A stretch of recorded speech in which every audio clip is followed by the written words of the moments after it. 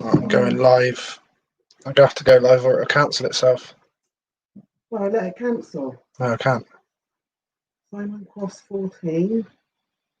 That's Simon. Ah, I've got that. That's that. Yeah, that's him. What do you want me to do? Try and get hold of him somehow. Hello all. Basically, how's it going? See a few of you coming on. Basically, just trying to get hold of Simon. Hello all. Good evening all. Just having a slight issue. I did send Simon an email with the link to get into me, but he hasn't either seen it or I'm not too sure. So I'm just waiting for Simon to come on now. How is everybody? Decent day? How's it going? So what I'll do is I'll get my thank yous out of the way, and then hopefully we'll have Simon on by then. Just he's not come on yet. I've just got the Mrs. Laney Lou in the background trying to get hold of him as well, because basically I only speak to him on Twitter as well. So if any of you guys are on Twitter, get hold of Simon for me. Simon Cross. Hi James, how you going? Get the gin out. No gin. Evening Lee, can you ask Simon who was the best rider to compete against? I will do, David, when he gets on. Just waiting for him to come on. I'm trying to get hold of him. There's a couple of you, all good. Whoever put all good in you, just need you to register with StreamYard. Then I can see your name and comments. Same there, whoever put hi, mate. Can't see your thing there. Hi, Paul. How's it going, mate? Have I scared him off? No, I hope not. Yeah, so basically about 6-7 minutes ago, he sent me a tweet saying if you sent the link. There's no name on that one there, whoever put that. So basically, I'm just trying to get hold of Simon. I sent him an email with the link to get into this live, and he's either not got it. Have you allowed for the time difference? Yes, I believe they're an hour ahead in France. Is that correct? I'm pretty sure we set it for 7 p.m. UK time, which was going to be 8 years' time. So hopefully, well, it must be anyway, because not long ago on Twitter, I'm just checking this now. On Twitter, about, how long ago was that? It wasn't very long ago. Let me just check. Yeah, 13 minutes ago. Oh, here we go. Simon's coming in. Hopefully this is going to be him. There he is. Can you hear me all right, Simon? Give me the thumbs up.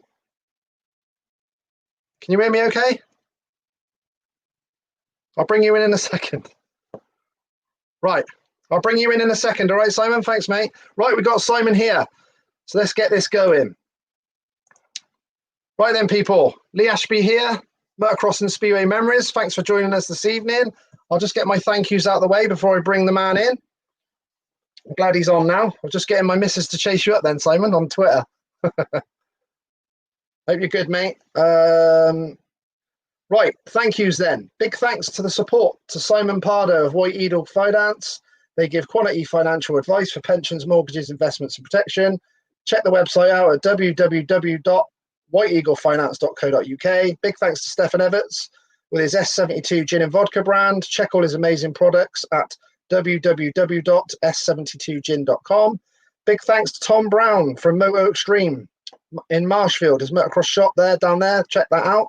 And his Moto Part 46 practice track that's off the M4 in the Bath Junction. Check them all out for all your off-road needs, including the new 2021 Kawasaki's at www.motoextreme.co.uk, and you can phone them on 01 225 89 227.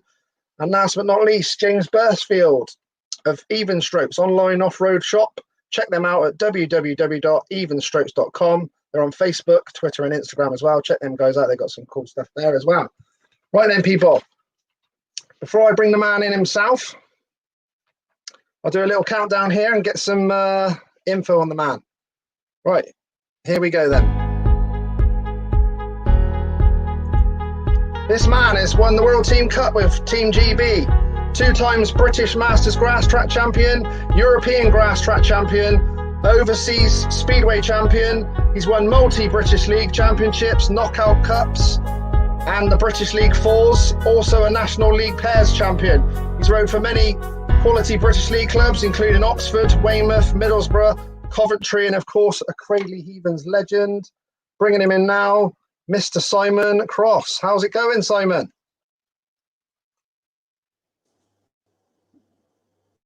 Can you hear me okay, Simon?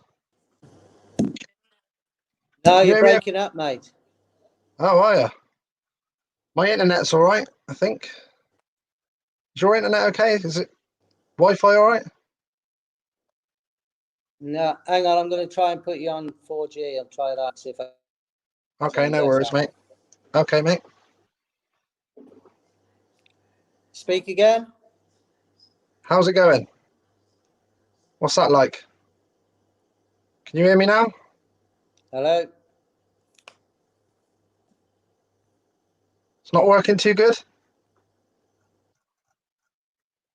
No, you keep on breaking up. I'm hearing every other word. Oh, that's weird. My Wi-Fi's all on the full amount here. Yeah, this is we're pretty shit down here. It's in the cut. Oh, sorry. That's all right. You can get away with off. saying shit. You can get away with saying shit. I'm all right then. That's a bit better. The problem is, I think my daughter uses her phone and stuff, and it steals all the Wi-Fi. So is it on Wi-Fi now? Is it? No, I've got it onto 4G. So it's so you can hear me okay now? You can hear me all right now then? Yeah. All right. Brilliant. I can hear that lovely southern accent of yours. Yeah, that's it. Are you doing the? I used to have one of those when I was living just by Gloucester. Yeah, yeah. Yeah. What about the French now then? What about the French? Yes, French is doing well. We've been here 17 years now. Yeah, bloody hell. Yeah, it's coming on with plenty of ooh-la-las and one thing and another. So yeah, it's working well. Okay, great. So I'll start off the questions. I can see people flooding in with loads of questions already, but I'll start you off with the question. Silly questions, mine. I'm sure there will be. Mate, check this out. It's not just a quick interview. This is like, look at this paperwork. Because I couldn't remember a darn thing. So you've been swatting up. Yeah. Brilliant. But Andrea already, she says, "Come on, hurry up." I think we've only got 5 minutes. No, we'll be on here for way more. Bit of competition with Scotty. Yeah, you have, haven't you? You've gone all out with that. Yeah, it's nice. This I bought this. How old was I, babe? I don't know. You've had that about 35 years. About 35 years I've had this. Honestly, That's you straight up. Yeah, bought it from Beach just down the road here, Biscarrosse, and I paid 500 francs for it at the time, which was about 50 quid. Bloody hell. And it still fits. Shows you're still fit enough to wear the same sizes then. Exactly right. Oi. Yeah, I can't do that. Background, no, I can't do that now. I can't do that anymore. Right, okay, so I'll start you off with a question of my own first before we start taking everyone else's questions. How did you get into Speedway, and what was your earliest memory of the sport? Right, first off, I don't know if you know my cousins, Clayton and John Williams. Okay, yeah. So they were riding first, and we went to watch them a few times. To cut a long story short, I said to my dad, I'd like to have a go. My dad says, right, okay. He went and looked at the bikes that they were racing, and then he simply went into the workshop and built me one. Wow. So what sort of age was you? I was 6. 6 years old. Yeah. So you fancied it straight off the bat at that age? Yeah, it was just something. I thought, oh, how exciting to look at them racing, and I thought, well, yeah, I'll have a go. She had no idea how things were going to pan out, but it was just, from the opportunity was there, shall we say. I mean, my dad was able to build the bikes, and right, just out of straight tubing, make jigs for them, and yeah, 6 years old, I was on the track. Brilliant. Okay, I got a question here off of Facebook from looks like a Wolves fan. David Rowley's put, "Evening, Lee. Can you ask Simon who was the best rider he competed against?" Hard one. There's not just one. Yeah.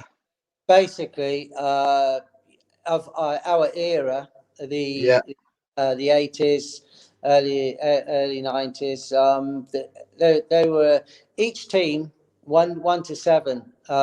You had to warrant your position. They're all tough. So I couldn't pick one rider specific rider, but no, they were all very good riders. Yeah, for sure, mate. I've got I presume you know this man. David Steele's put, "Tell Crossy not to be rude about his old mechanic. He's watching." Yeah, that person. Hey, not spoke to Steve in a while, because normally when we go back to the UK, I will drop in, give him a call, drop him, have a beer at his place, or we'll go to the pub. But obviously, with what's going on, we haven't been back for a while. Yeah. But Daily, when I'm back next, you'll be getting a call. Yeah, he was with me for a long while, Dave, looking after the bikes at the meetings, and yeah, he was a good asset to the team. I got Stephen Zetterwar here on Facebook. He sort of mentioned about your time in Sweden. Is it Smederna? Is that how you pronounce it? Moderna. Yeah, Smederna, that's the one. Yeah, really enjoyed the time out there. Lovely track, great people. Had a Cradley teammate at the time, Peter Narling, in the same team over there. So yeah, it was we had a great time. I've got a hello from Barney Kennett. Evening. Evening, sir. How are you? Top man. Ross. See Barney at the WSRA evenings that we go to, which is it's an excellent evening where you catch up with old faces, old riders, and just talk the game, make it sound better than it was. I've got Roscoe's already come on, and he's put, "Still tight. I've seen you, Tubbs."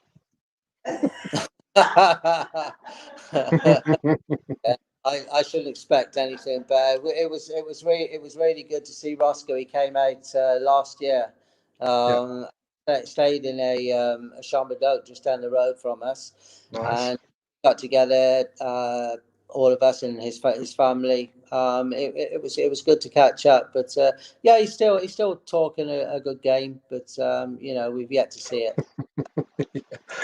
Barney Ken actually said, "Evening to Mr. and Mrs. Cross." Yeah, she's here. Come and say hello, babe. I will later. Yeah, come and say hello. Come and say hello. Come on, get in there and say hello. Hi. There she is. Hello. Hi, how are you? How's it going? Not too bad, thanks. Good. Yeah, hi, Barney. Yeah, he's got a nice little message. I saw him. I was very, very drunk. I don't believe you. Yeah, I was very. Yeah, but yeah, hi, Barney. Hope to see you soon. Take care. Cool, thanks. Right, I've got one. What was the nickname? Because you had a nickname, didn't you, Simon? It was Psycho. I'm sure it's Psycho. Yeah. How did you get that? It was from the Cradley riders. Was sorry, it? Supporters. Supporters, yeah. A mix up of Simon and Cross. Just putting them both together, and they come up with that. And I guess it was something to do with my racing as well, possibly. Oh, right. Why was that then?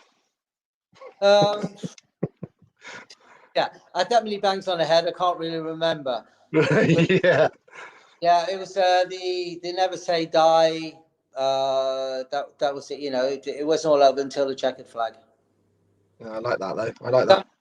Sometimes it worked out well. I mean, I guess 90% of the time it was fine, but then the odd 10%, we had a bent bike or a twisted arm or a bruised leg, but nothing too bad that you can get on and go in the next race. It's fair to say you put your all into it then. Yeah, always. That was That's top. possibly a bit of a downfall of mine because I had a lot of injuries. Yeah. As I say, it was I was never beaten. Well, Unfortunately, gating wasn't a strong aspect for me. It was just I liked coming from the back and giving the supporters something to watch. that's beautiful. Love that, Simon. Love that. Got Richard Blakemore here. He's put, "Hi Lee, I can remember Simon riding around front garden, also at schoolboy meeting, riding a Kawasaki KX250 at grass trap bike in white leathers. Is that right?" Yeah, I had white checkered leathers. Yeah. My 250. My dad built me KX250. It was the last of the Kawasaki KX250 air cooled. Oh yeah. He built me a bike, and I was 15 at the time. Mm-hmm. I rode it until I was 16 or 17 into the adults, and then basically it was parked up underneath a lorry bed at my dad's. Oh right. Okay. So that's where it, a little bit's got pinched off it, and that's where it sat for a number of years up until last year, when my second eldest, Geordie, who's in the UK, he's doing his second level coaching badge football. Yeah. Oh right. Cool. So he's back in the UK. It's taken a bit longer than anticipated with one thing. So he's been back there a while, and he showed me some pictures the one day. He said, "Dad, I found your 250. It's like underneath the lorry bed." Right. Okay. He says, I'm gonna make it a task of mine. I'm gonna put it together and clean it up and get it going. And I'm like, right, okay, fair play. Thinking nothing of it. This is just a whim. So so then he actually gets it up, built up, along with Dave Wright, who used to work at Ansell. Was it Ansell or Antiques? Antiques. He used to work at Antique Bikes, and they built it up. And next thing he says, "I'm going to race it," and I'm like, "What?" Yeah, I'm going to race it. So last year he ended up doing 3 or 4 meetings, I think. He won a trophy. It's just in just the local meetings, and thoroughly enjoys it. Brilliant. But it's really nice actually for me. I mean, we Andrew and I flew back for every meeting he did. I think it was last year or it was last year. We flew back. So we were flying it like it used to be for the racing for me. Going to watch. Yeah.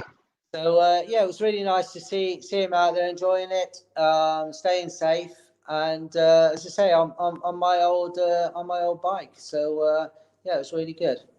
Oh really? That's really cool. Really cool. I've got a Simon Corbett here. He's put, was Wolverhampton Psycho's worst track? Who? Was Wharton. Wharton.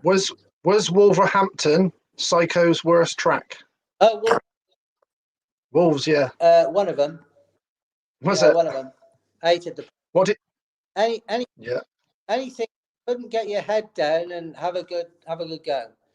All these little piddly tracks, with like long straights, tight turns. It was just like I didn't like them. Okay, I still done okay, but I didn't enjoy racing them. I think places like that, Eastbourne, the Bellevue. What was it? Not the old Bellevue, the one after that. Anything like that, I didn't like it. I like to get my head down and give it a good go. Plenty of racing lines, but we had to ride them all. Yeah, for sure, mate. I've got a Polish lad here. What am I drinking? Rubbish today. What? I know. Not even got the gin. It's 0 sugar as well because I'm watching my figure and all that. Yeah, right. Okay. Yeah, exactly. The one day I haven't got a drink though, you have. Do you hear me all right there? Break off a bit. Hey. Okay, got you back now. Right, Yep. okay. So I've got a Polish lad here, Bartak Rembender, I think it says. Hi, Simon. I have 2 questions for you. How did you get into the Polish league? And how do you remember the times of the starts in Gazeno? Greetings. Is that right? How do you pronounce that? Can you see it? Gniezno, yeah. Yeah, I rode for them. That was my Polish team. Mm-hmm. It was really good. Unfortunately for me, I didn't get over to Poland until after my accident when I broke my back. All right. I was, I was still going okay, but I wasn't in top form, and it went okay. I really enjoyed the track, the supporters, but I wasn't able to give them 100%. Yeah, I see what you're saying. I've got a question here from Mr. Sean Tacey. Remember Sean Tacey? He's put, Yeah. love Cossie. Met in KFC when I was 9 years old. After watching him do the 16 lapper, I had the most respect between his teammates at Coventry. Love Cozzy. He needs to spell check. Yeah, I think he means Crossy, does he? Yeah, obviously, yeah. Yeah, Coventry, that was 96, obviously after Cradley folded. And I won't say I had a good time there. It was enjoyable, but it was nothing to do with, the supporters were still good. The management were fine, great. But it was just me. It wasn't my track. I have no idea why the hell I went there. I hated the place anyway because it was all slick and you couldn't race on it. And so I think it was at the end of my career. Cradley had finished, and I'd lost all interest in racing. And so I thought, right, I'll get a track not far from home. It's every Saturday night. We should be all right. We'll get it back. We'll work a little bit at it, and it will all sort itself out. Yeah. But unfortunately, it didn't. And it was the end of the road for me. That was it. Yeah, you get. Well, I've been racing since I was 6 years old. Yeah, it's a long time, isn't it? It's a long time, and you have other things in your life more important, family, etc. And as you get older, you start to think a bit more. Yeah. I did have a question further on down, but I'll ask it now while we're talking about that. What have you actually been up to since your racing days? Since my racing days, we moved out to France in 2003. First couple of years I was out here, we bought a farmhouse, so it was habitable. We were working on that, and so once that was it was fine for us to live in, etc. Then I started up my own painting and decorating business. Been doing that ever since. It's not something I've just jumped into. I was doing that at 16 years old out of school. I've always done it, and off season during the earlier days. That's what I did. Something I enjoy. It's just it's just a slower way of life. You can think about what you're doing, but it's other things can go through your mind while you're working. I first started working with my Uncle Tom, Clayton's dad. And it was he was a qualified plasterer actually, but he was a general builder, painting, and started me off, and I found something I liked, and that's what I've carried on since. And I'm like, it's just we came here. I started up first couple of years. Once I got registered, it was a little bit slow, but fortunately, guy in the village was coming up for retirement, so we started working alongside each other, and then once he jacked it in, then he was passing the clients on to me, and it started rolling. And now the calendar's full until August next year. Brilliant. So that's all going well then. Yeah, it's great. I like to have a lot of time off as well.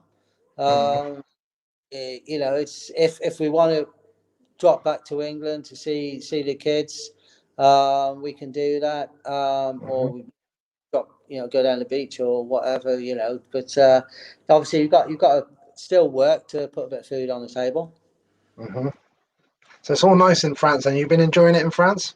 Yeah, we love it. It was a bit difficult for Andrea the first couple of years. She was very homesick. More family, etc. So it was a little bit difficult for her. Me, I was just like, yeah, this is home. I'm here. It wasn't anything new for us. We spent a lot of time down here with the racing, with the grass track. It's the region where we got, we're just about 10 minutes from Marmande. Yeah, nice. So the area as well as we could do without living here. We used to come down and holidays down at the beach, and but it was just Andrea missed family a bit, It's a lot easier for the guys, it seems to be, but not saying I didn't miss the family, but my family were here, well, except our eldest. We abandoned him in the UK. I hates that when you say you abandon their child. He was coming up to he was doing his exams at school, and he was going into the army. Okay. So we looked at international schools coming out, to bring him out and stuff. And at the end of the day, we gave him the choice. So he did his exams. We didn't actually leave him, in a DOS house somewhere. He stayed with dad, and that. So he was still looked after by the family. And he went into the army at 18. He's been in there for 13 years now. Wow. He's a sergeant. He went in as an RMP, but he specialises in close protection. Wow. So sometimes he can go off, and you don't know where he's gone. He's not allowed to say where he's gone. Oh, very top secret stuff. No, he we're very proud of him. Yeah, very cool. Yeah. Our other two kids, but that was the only. I don't know. That was basically the only thing. We had our parents there, of course, but it's a little bit different. But like Geordie and Sky were 5 and 7 when we came out. Yeah. As I've said to you, what Geordie's up to back at the moment. Sky, we can't get rid of her. Can't get anybody to take her off our hands. She just says she wants to be adopted. Yeah. Come and say hello, Sky. Huh? Right. I'm the adoption agency. Anybody? Yeah. Hi. How's it going? Just broken up a bit. Yeah. She's good footballer. She plays football for Marmande. Yeah, I've seen your some of your stuff on Twitter and stuff. That's pretty cool.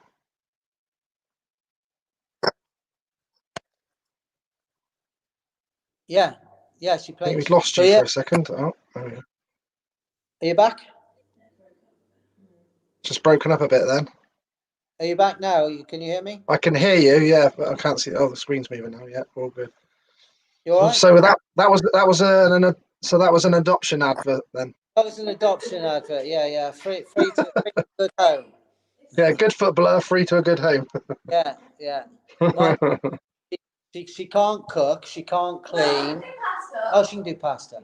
She can't clean. That's for sure. I'll tell you. Okay. No, not really. So yes, we the kids are all grown up now. So Andrea and I are able to go and do our own thing. Yeah, we got more free time. We went last year in when was it, March last year. We Andrea's a year older than me. I'm not going to say her age, but I'm 50. Toy boy, are you? Yeah, I'm 50. And we went backpacking. All right. Not last year. Oh, it's the year before. Sorry, it's the year before. Okay. Yeah, Okay. we went backpacking with my sister and her partner. Yeah. For what was it, about a month, 3 weeks, a month, island hopping in Greece. Bit of an experience then. Yeah, it was good fun. Yeah, we did. Mm. Yeah, we book our we booked the first accommodation before we went, and that was it. We went from day to day. So Nice. we can get away and know the kids are going to be all right at home on their own. Yeah, that's nice. That's nice. Yeah. Right, let's have a look here. I've got Lucas. I presume he's a Polish lad. He's put in '92. You started in Poland, but you only made 3 meetings. Why not more? Have you had an offer from other Polish clubs at that time? '92. No, it was. I done a few meetings out there. Yeah. And then that was it. I came to the end of my career. That was it. I finished. Right. Okay. It was. Makes sense. It was all over there. We pushed it out as far as we could go. Mm-hmm. I just had enough. Fair enough. And it's all right going out there, getting a few points and getting paid and whatever, but you're not doing yourself or the club any service at all. Fair enough. Okay. Got a Jason Colthorpe. He's put, if Wolverhampton had offered you a big contract, would you have left Cradley for Wolves? No. No, not never. It's like someone from United going to Liverpool. Yeah. I know what you're saying there, mate. Yeah, we're both Man United fans. Liverpool went to United. Yeah, they did, but via Newcastle. It was Owen, wasn't it? He went. He was at Newcastle then United. Or was it United then Newcastle? Yeah, he went to Newcastle then United. Yeah. Yeah. So it was Newcastle. I got I don't count. Yeah, mate. Oh Jesus. I know. It's not good. But I've had some stick because obviously I'm United. I've had some stick this last season. Jesus wept. Yeah. Same, mate. Same. Yeah. Fair play though. We're in She does go. I mean, I've been with her to watch Liverpool, and she comes and watch United matches. We went over in that was March this year, wasn't it? January. Oh, Jesus. Oh, sorry, I swore again. Yeah. That's all right. Anyway, we started the year. We went over, flew over to Manchester. We got some friends over there, season ticket holders. Yeah. Nigel. We went over, flew up to Manchester, and went to watch United, and also tied it in. Clark, Richard Clark. Yeah. Yeah, Clarky was up doing an interview with Mort. All right. Okay. And so we tied it in. We all met up, seen Mort. I mean, we hadn't seen Mort. Well, we've been for a number of years. I mean, we've been friends for like 35 years or so, and we got together, and we had a good time, and then. So we went and watched the match, and then we came back. Went on the Friday and come back on the Monday. I think it was just a fleeting visit. But things you can, no matter where you go, you know somebody, and it's always nice to be able to catch up. Yeah, for sure, mate. I've been up to. I went to Manchester United a couple of times last season. Was good as well. Yeah. Right.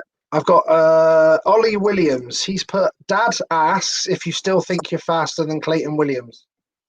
Yeah. Yeah, that's my nephew, Ollie. Yeah. Eh? Is your second cousin? Oh, second cousin. I don't know. You know, it's my cousin's son. Okay. It's Yeah. Clayton's son. Yeah. I don't think I know. I like it. There you go. Ollie knows. There you go. Yeah.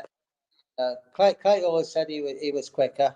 He reckons he was quicker to the bar, but he was last to by a round. That's where he let himself down. Yeah, it's like that, was it? Yeah. Right, I've got Robert Dartnell from on YouTube. He's put, I taught Simon how to play squash. Yeah. He beat you Squash. several times per week. Kept him on the top of his game. Does he still play squash now? Rob, this guy, I love this guy. He's one of my best mates from the UK, and we've lost touch. Andrea's kept in touch, does Facebook and that with him, and I don't know. But yeah, we were neighbours. Oh, right. And he's Geordie's godfather. Okay. But I haven't spoken to him. I feel terrible not spoken to him for a while. He used to live over the road from us, and Rob was with his work. He was sometimes he had to do trips away, but he also when he come back, he also had his shed stocked up with red wine and stuff. You know. Did he? He used to go away. I knew where he had the key, so we always used to say. I say to Andrew, "You got any drinks?" He's like, "No." I said, "I'll go and get a bit of red from the shed." So I walk over there, go in there, grab a bottle. I come back. I mean, he knew about it. You know, it wasn't thieving. But no, we had some great times. Rob and his family and ours, and yeah. I keep saying every time we go back, we need to go out and see him, because it's only like 40 minutes from my dad's house. But you know, it's like you rushing back, and by the time you've done this, that, and the other, it's time to come home.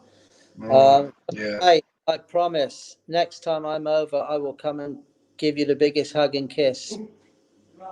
Definitely. He wants to know if you still play squash. And say, give my love to Amanda and the kids. No, I don't. I haven't played squash. Rob and I used to play. Jesus, we used to go there at like probably about 7:30, 8 o'clock. And it was a court that was in a building on its own. So you just booked the time and paid the subscription when you were there. So it wasn't manned. So if no one came afterwards, we just carried on. We could be there till like 12 o'clock, 1 o'clock in the morning, just playing squash. We used to get absolutely knackered. He for a big lad, he was all right. But yeah,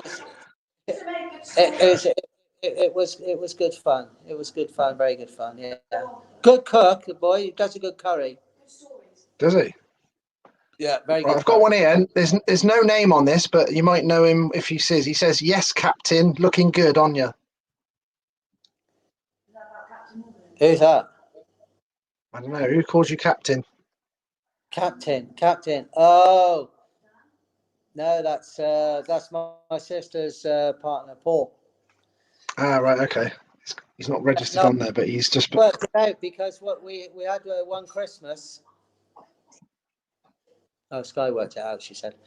So we had one Christmas when Dan was up, because Dan lives down just by Portsmouth. Okay. A Fareham. So he was up at my dad's at Christmas, the one Christmas, and we have a few drinks and stuff, and we got onto the Captain Morgan's.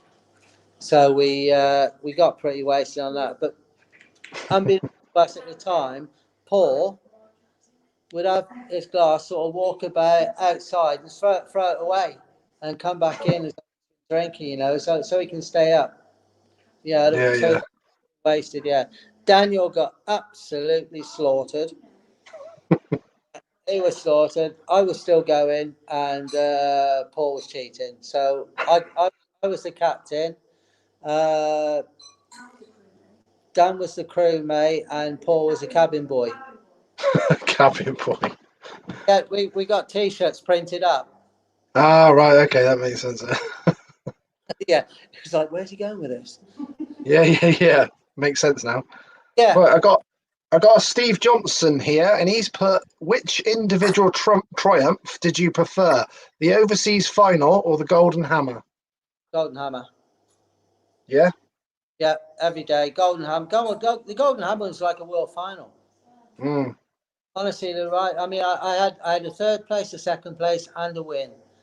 Oh yeah, Andrew's passing it to me. I won it in that's 1990. Oh, nice.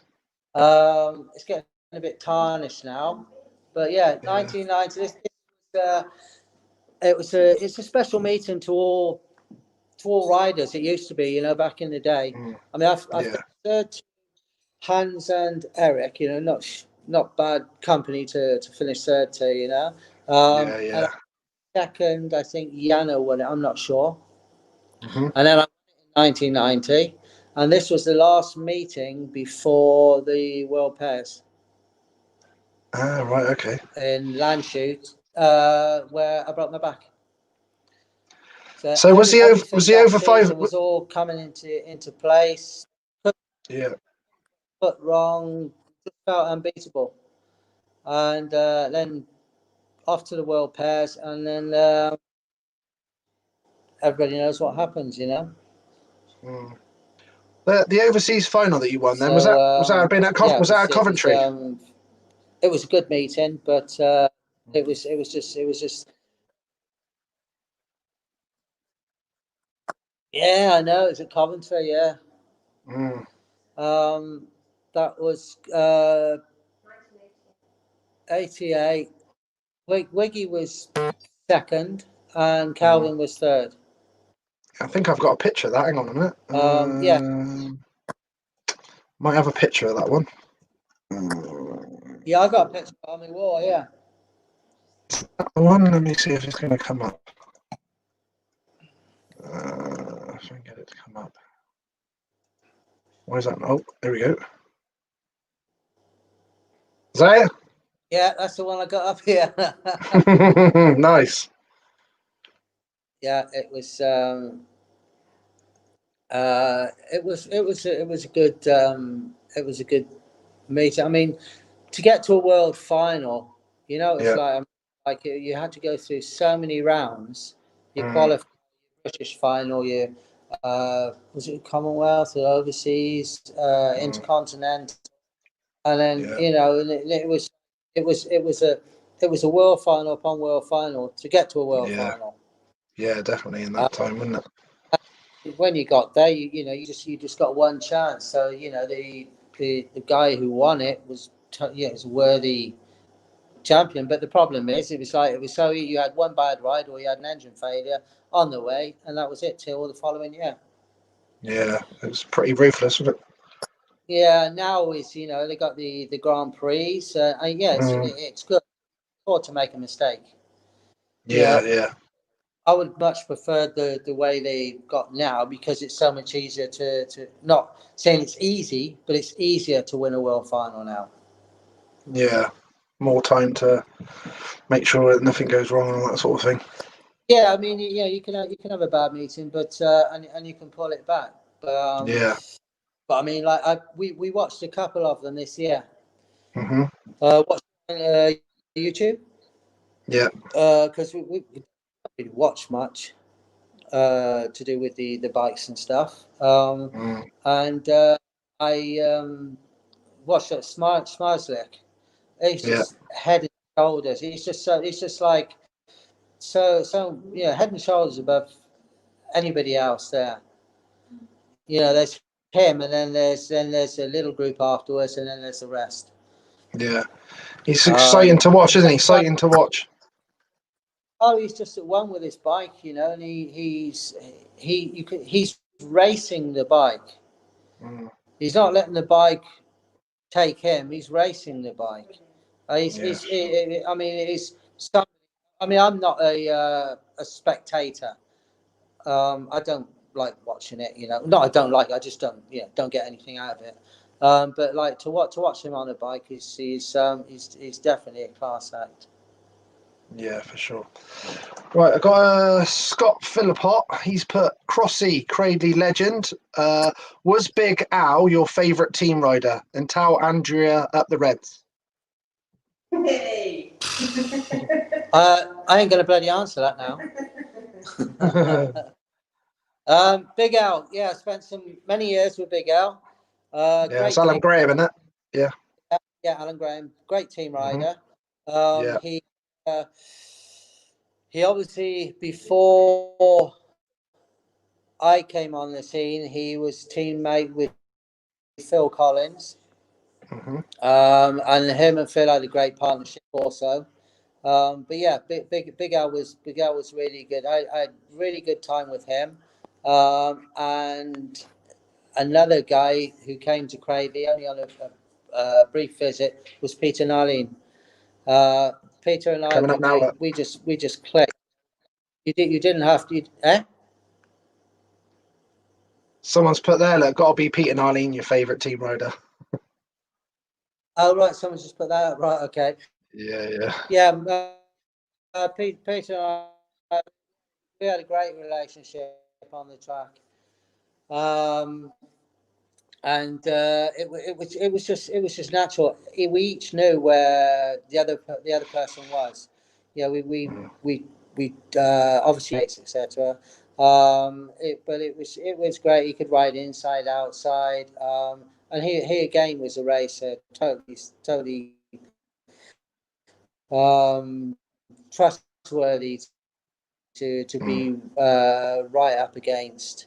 And we actually were the same team as I said earlier in Smederna in Sweden, and we're teammates out there, team partners. So yeah, we had some good times together. But yeah, Big Al was very good. I remember when I first went to Cradley, Pratty put me up with Lance King, yeah. Lance.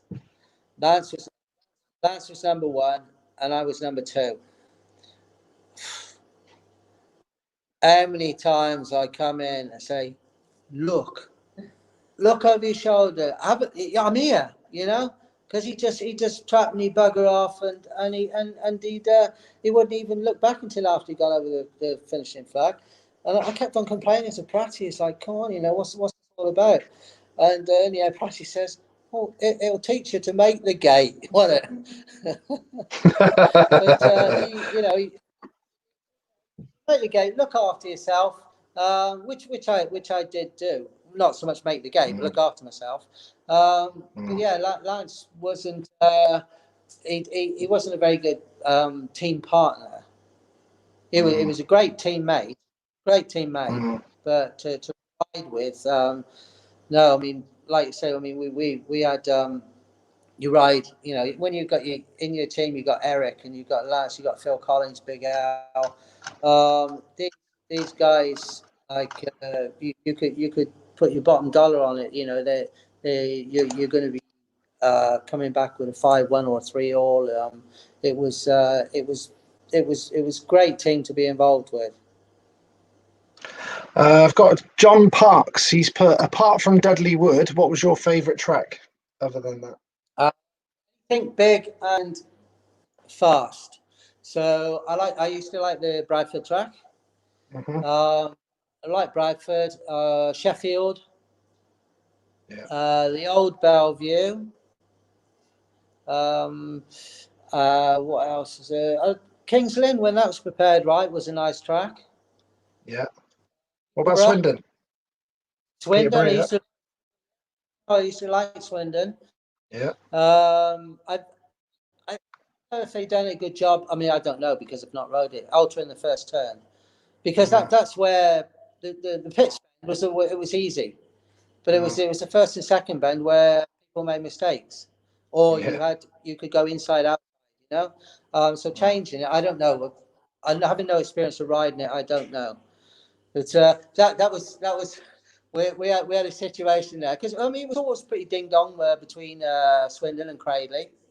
And we had one meeting there that was with myself and Brian Carger, and every time Yeah, we I think we had a couple of reruns and I staffed him a couple of times, and not it's like stuff, but like didn't have any wet room to go. It's like it's racing.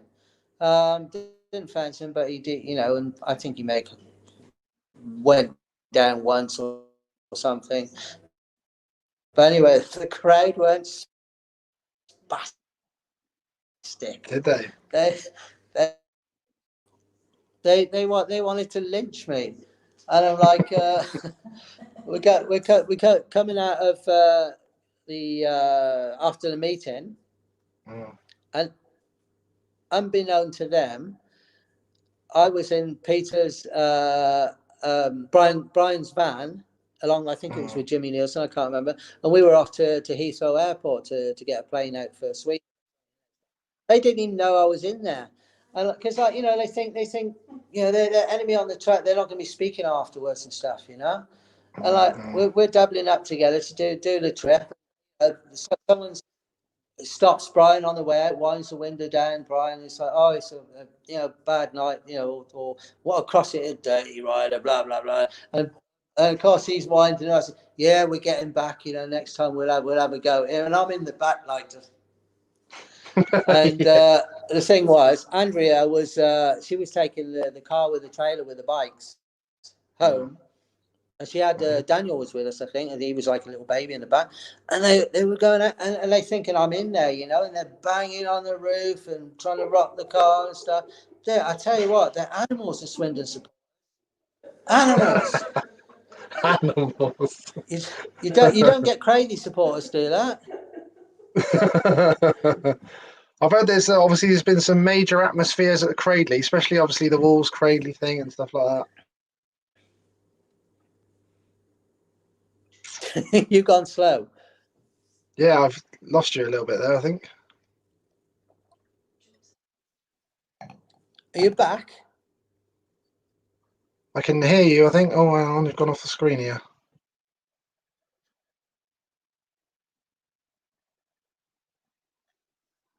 We're going to have to sack the French from Wi-Fi.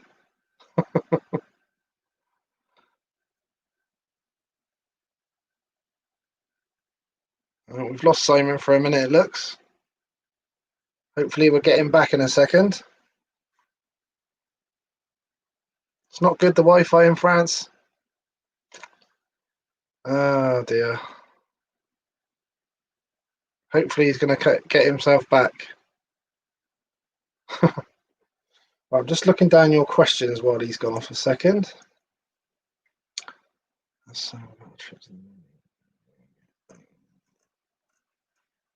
Mr. Sean Courtney.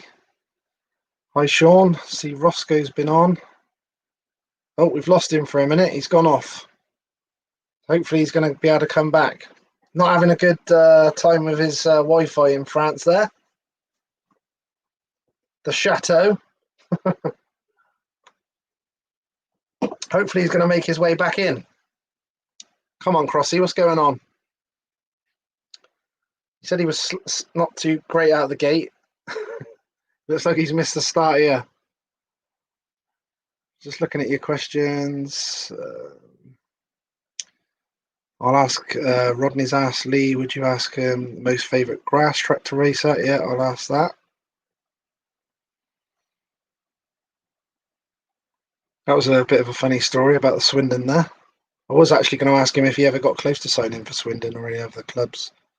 But we'll try and ask him that when he gets back on. Hopefully he's going to be able to come back on all right. I did mention earlier on social media, people, as well, that I spoke to Chris Morton today. So that's another cool one I've managed to get a date for. So it's a week tomorrow, I believe. So that'll be Tuesday the 24th. I'll be on with Chris Morton. So that'll be an interesting one, and I'll do that for 7 p.m. UK time as well. So that's a good one. Obviously, tomorrow night, I'm doing with British motocross legend Mr. Carl Nunn. So that'll be interesting. Nothing on Wednesday night. And then Thursday night, I've got Ollie Allen coming on as well. Good British Speedway rider. Obviously, he's joint team GB manager at the minute with Mr. Simon Stead as well. So we can get some interesting views off of him. And then on Monday, I've got the 5 times world champion, Belgium legend, Mr. Joel Smets. And then Chris Morton on the Tuesday on the 24th of November. So that's as far as I've organised up to now. So I'm hoping Mr. Cross is going to be able to get back on. He's having a bit of a problem with his internet. Let's just have a look a few more questions. The Wi-Fi is awful there. Amy Jenner, it's like being in the Stone Age. Yeah, clearly is, Amy. It's not going well with it. Oh, hang on. He might be coming back on here. It's not having a good time with the internet. Hopefully he's going to come back in here. I can see him trying to get back in. Oh, here we go. Let me see if it's back on. How's it? Is it working now, Simon?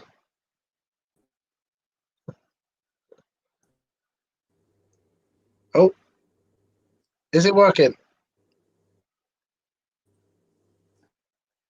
Oh, it's not working yet.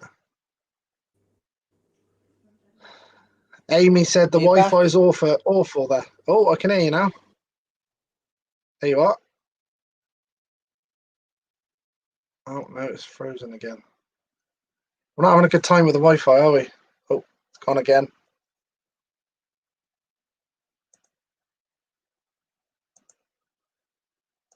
Oh, dear. It's not having a good time with the Wi-Fi. Simon Corbett put the good old days Cradley Swindon double header August bank holiday. Yes, I remember quite a lot of them.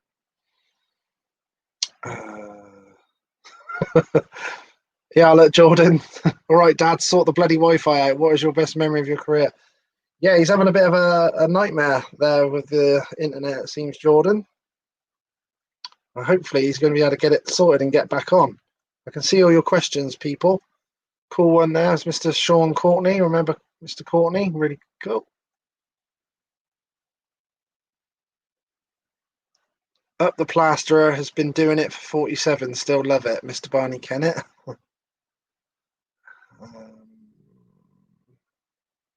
Hopefully he's going to be able to get him back on. Ah, bloody nightmare, isn't it?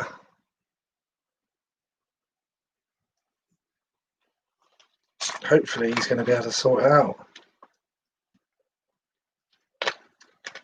He needs to stand on the roof or something, doesn't he? Oh, hang on. He's trying to come back in. Let's see how it goes this time. Oh. Let's try again. Let's try again. What's it like now? Are we back? Oh. Are we working now? Oh, man.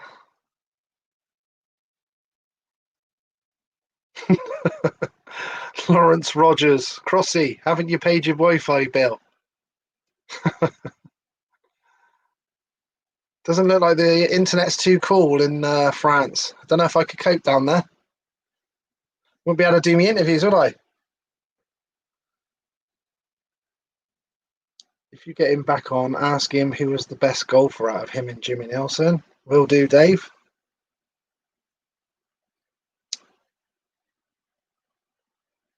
Hopefully he gets it back on. What a nightmare.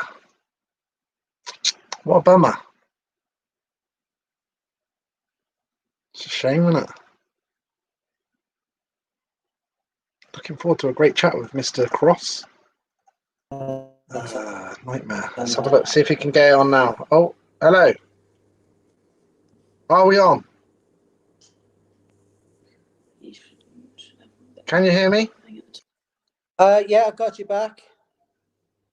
Even Jordan's on here saying, "All right, Dad, sort the bloody Wi-Fi out." I know it's crap. It's really. I mean, we're in the country. Yeah. And literally been waiting. Yeah. Waiting for ages with the bloody. They're supposed to be getting fibre optic here. Yeah. Sometime. So it's really bad. So where did you hear me up to then? We talked about Pete and Arlene, didn't we? And we had Dudley Wood favourite track. Where were we up to then? Brian Carger, wasn't I? Did you hear that? Yeah, but we heard the Brian Carger story at Swindon. Yeah, we heard that. That was the last thing we left it on. Yeah. That's it, and that's when it went dead. Yeah, that was it. Yeah, so you heard like they were all having a go at Andrea on the way out in the car. Yeah, we heard that. Yeah, and then you went. So that was that was a bit of an experience for her then. Well, yeah, it wasn't nice. No. At all. You know, she got Dan in there and that, but I like to see them do it now with him in the back. Yeah. Yeah, exactly that. That'd be more interesting. But yeah, yes, it would be interesting. But yes, Swindon. I used to like Swindon track as well. Yeah. Like you said, they've changed the shape of it now. They've made it a bit smaller, but to be fair, the racing's been really good.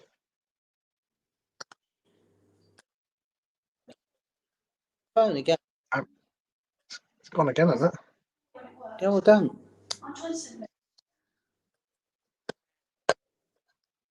You still there? I think it's gone. Yeah. I've seen the odd meeting, I think, but ride in it. I don't. Is it?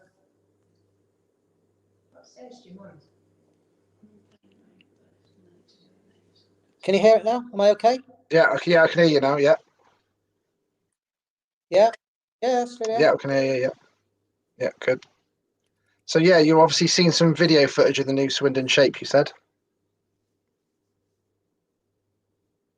This is great service, this, isn't it? Huh? You wouldn't want to be paying for this. No, you wouldn't. Someone even put a crossy, "Have you not paid your Wi-Fi bill?"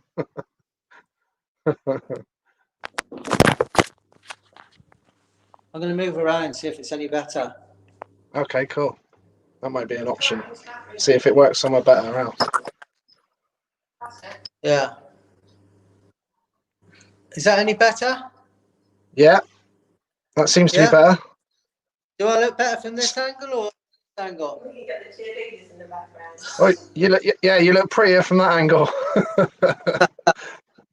Yeah. They're the girls. There they are. Look. On the pool table. Is the pool table the dinner table, or is that just a table? No, that's the pool. This is in the pool and TV room. This one. Right, okay. Where we are. Got a couple of things you might want to look at here. Oh yes, love the Sunbright Lions. Can you see? Yeah, you can see that, can't you? Yeah, nice. Yeah. Like that. That's nice. Here you go. Here's Geordie. Oh yeah, nice. That's my 15. That's Paul, my sister's husband, with Morgan. He does the 140 class. So it's all happening again. Yeah. Here, look at this one. Oh, the old Weymouth one. Nice. Me and Yatesy, we won the National League pairs. Yes, I've actually got a picture of that as well. That was in 93. 93. That was in 93. Yeah, we won. I'd done, what was it, half a season at Oxford because I walked out on them because me and the captain fell out. Who's the captain? The captain was Ashley Pullen. Okay. He didn't like the way I was, the way he was, right, you know. And we had a big bust up in the pits. He sort of had to go at the old man, so yeah, he had a bit of me. Right. So how did that go down? I went down well. I got the steel shoe off and attacked him with that. So yeah. Yeah. There was a brawl in the pits, and then Was there? that was it. I said, right, I've had enough. You know, just basically stuffed a lot of year. And walked out and didn't go back. Pete Adams was our Cradley manager at the time because Oxford was Cradley's sister track. And I went down there on the first season's to get some experience. I never rode a speedway bike. So I went down there with that. So I went back, told Pete what happened. He said, "Oh, don't worry about it. said we'll sort it out. So I didn't go there, and I went out to Weymouth on loan the following year. Enjoyed that down And Weymouth? That was brilliant. Weymouth was brilliant. I'm going to try and stick it in place. Yeah, Weymouth was really good. We had a great team: Yatesy, Scoey, David Biles, Chris.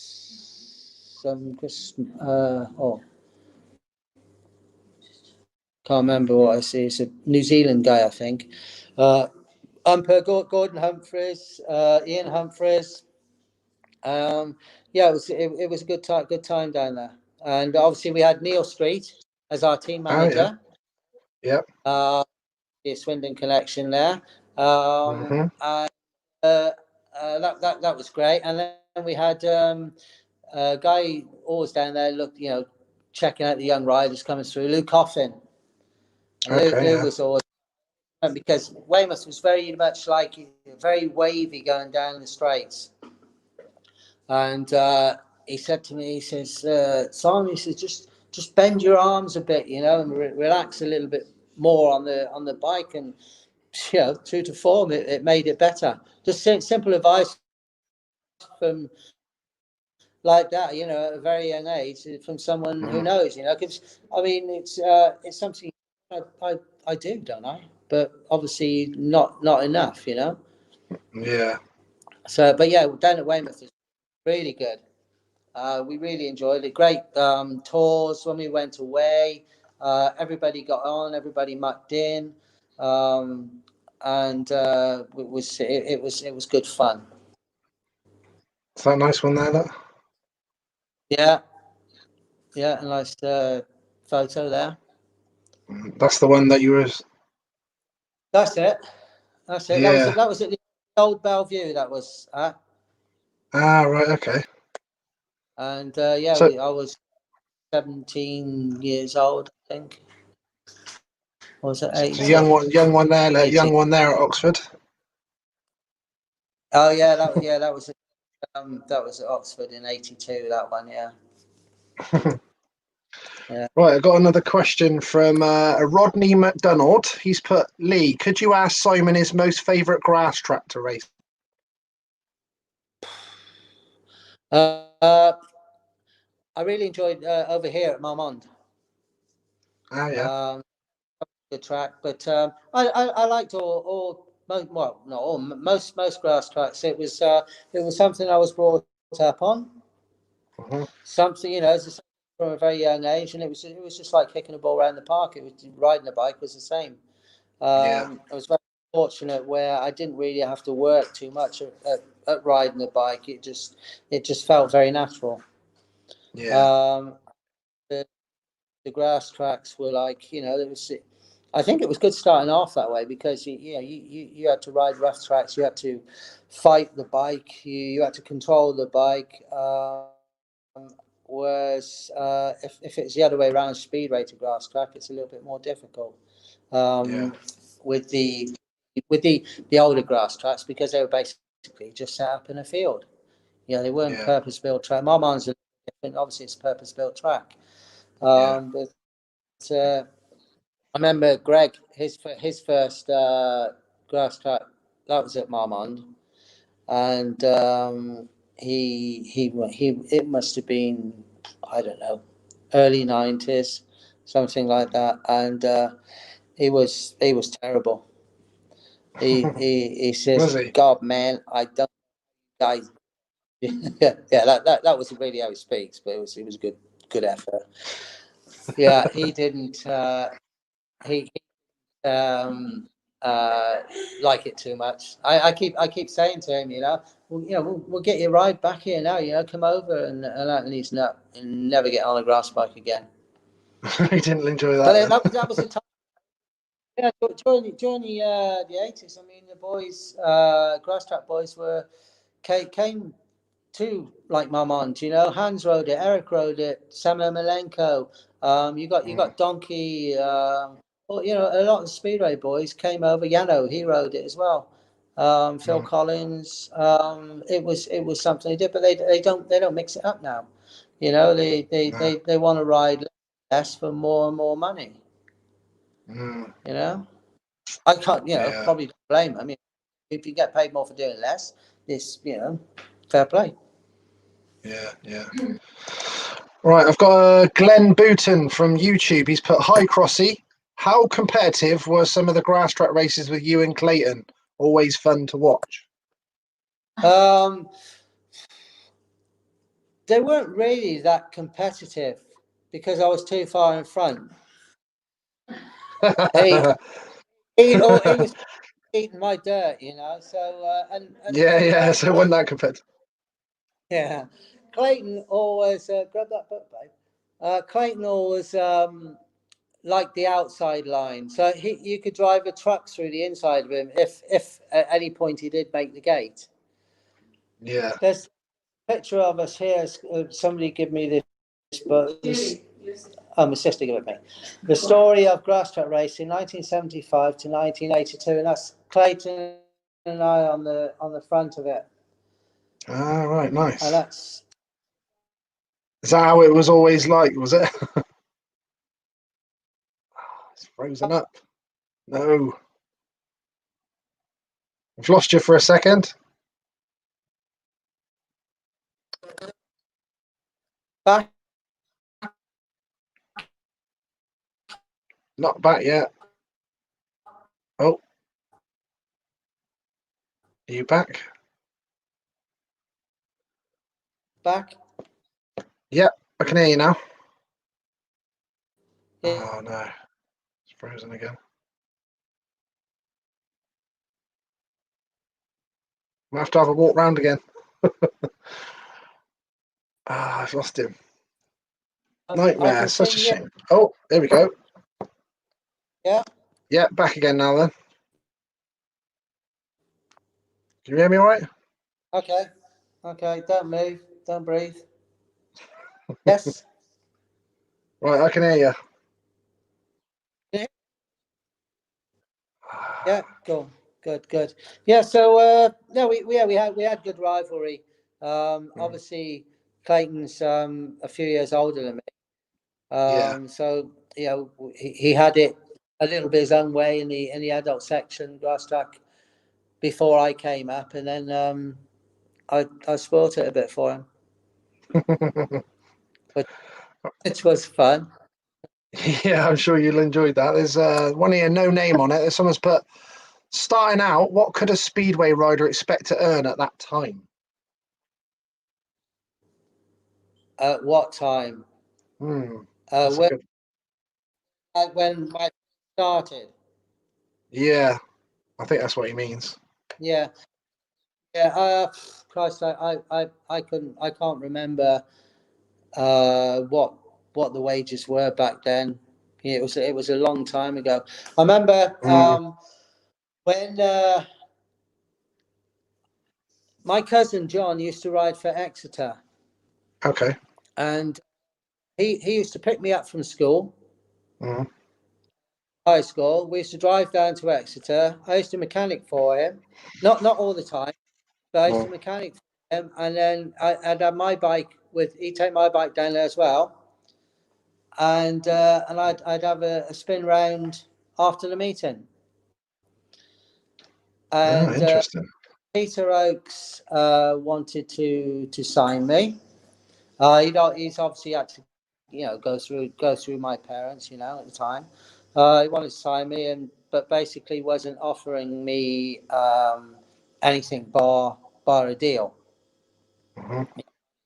So anyway, just let that go. Because to be honest, I wasn't really interested in riding speedway.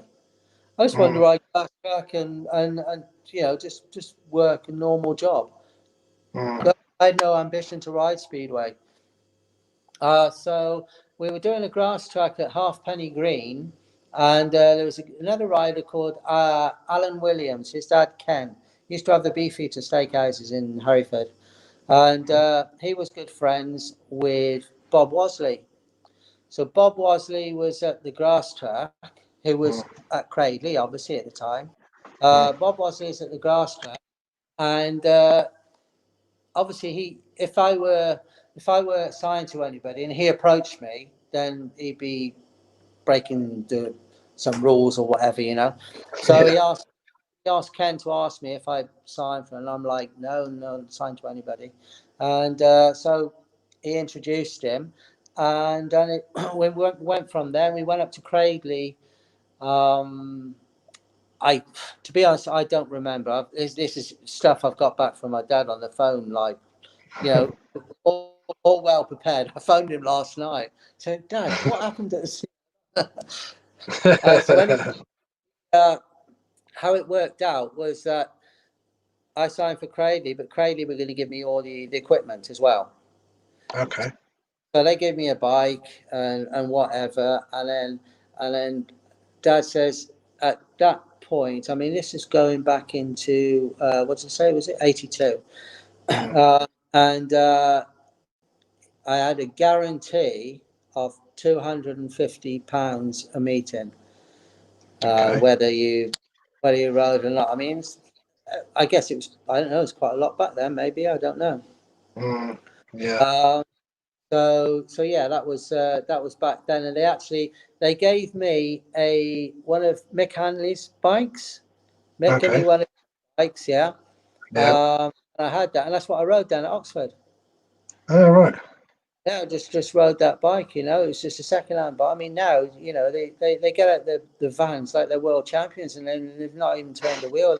6 bikes, 5 mechanics, you know, and like I've watched some of the British League. What's is it called? British League now? What's it called? Yeah, some Premiership and stuff. They've named it a few times. Yeah. I've watched a couple of meetings, you know, on it, and I'm like thinking, you've got the odd one, maybe 2 riders, and the rest are just like what we used to call the Cradley Juniors. You know, you know, I'm not being disrespectful to any of the riders at all, but it's just like watching a junior meeting. And anyway, going back to the story, Mick actually he built my workshop down at my dad's because he was a brickie.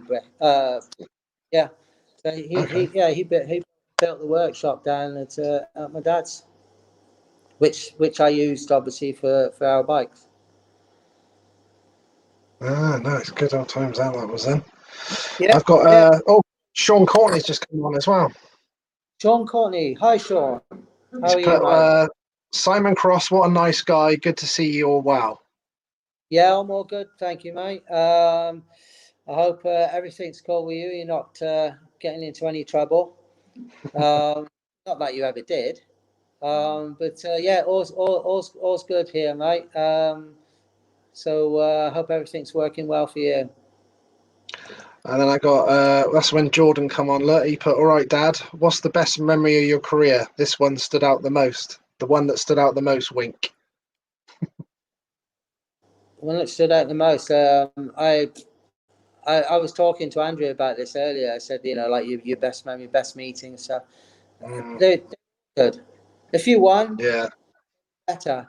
But you know, there wasn't one specific meeting I could say, that's if I could do that week in, week out, you know, that it's great.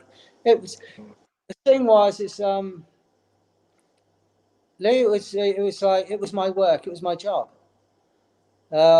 This is what I did. Unfortunately, I did something I liked doing, and I was pretty good at it. But it was my job.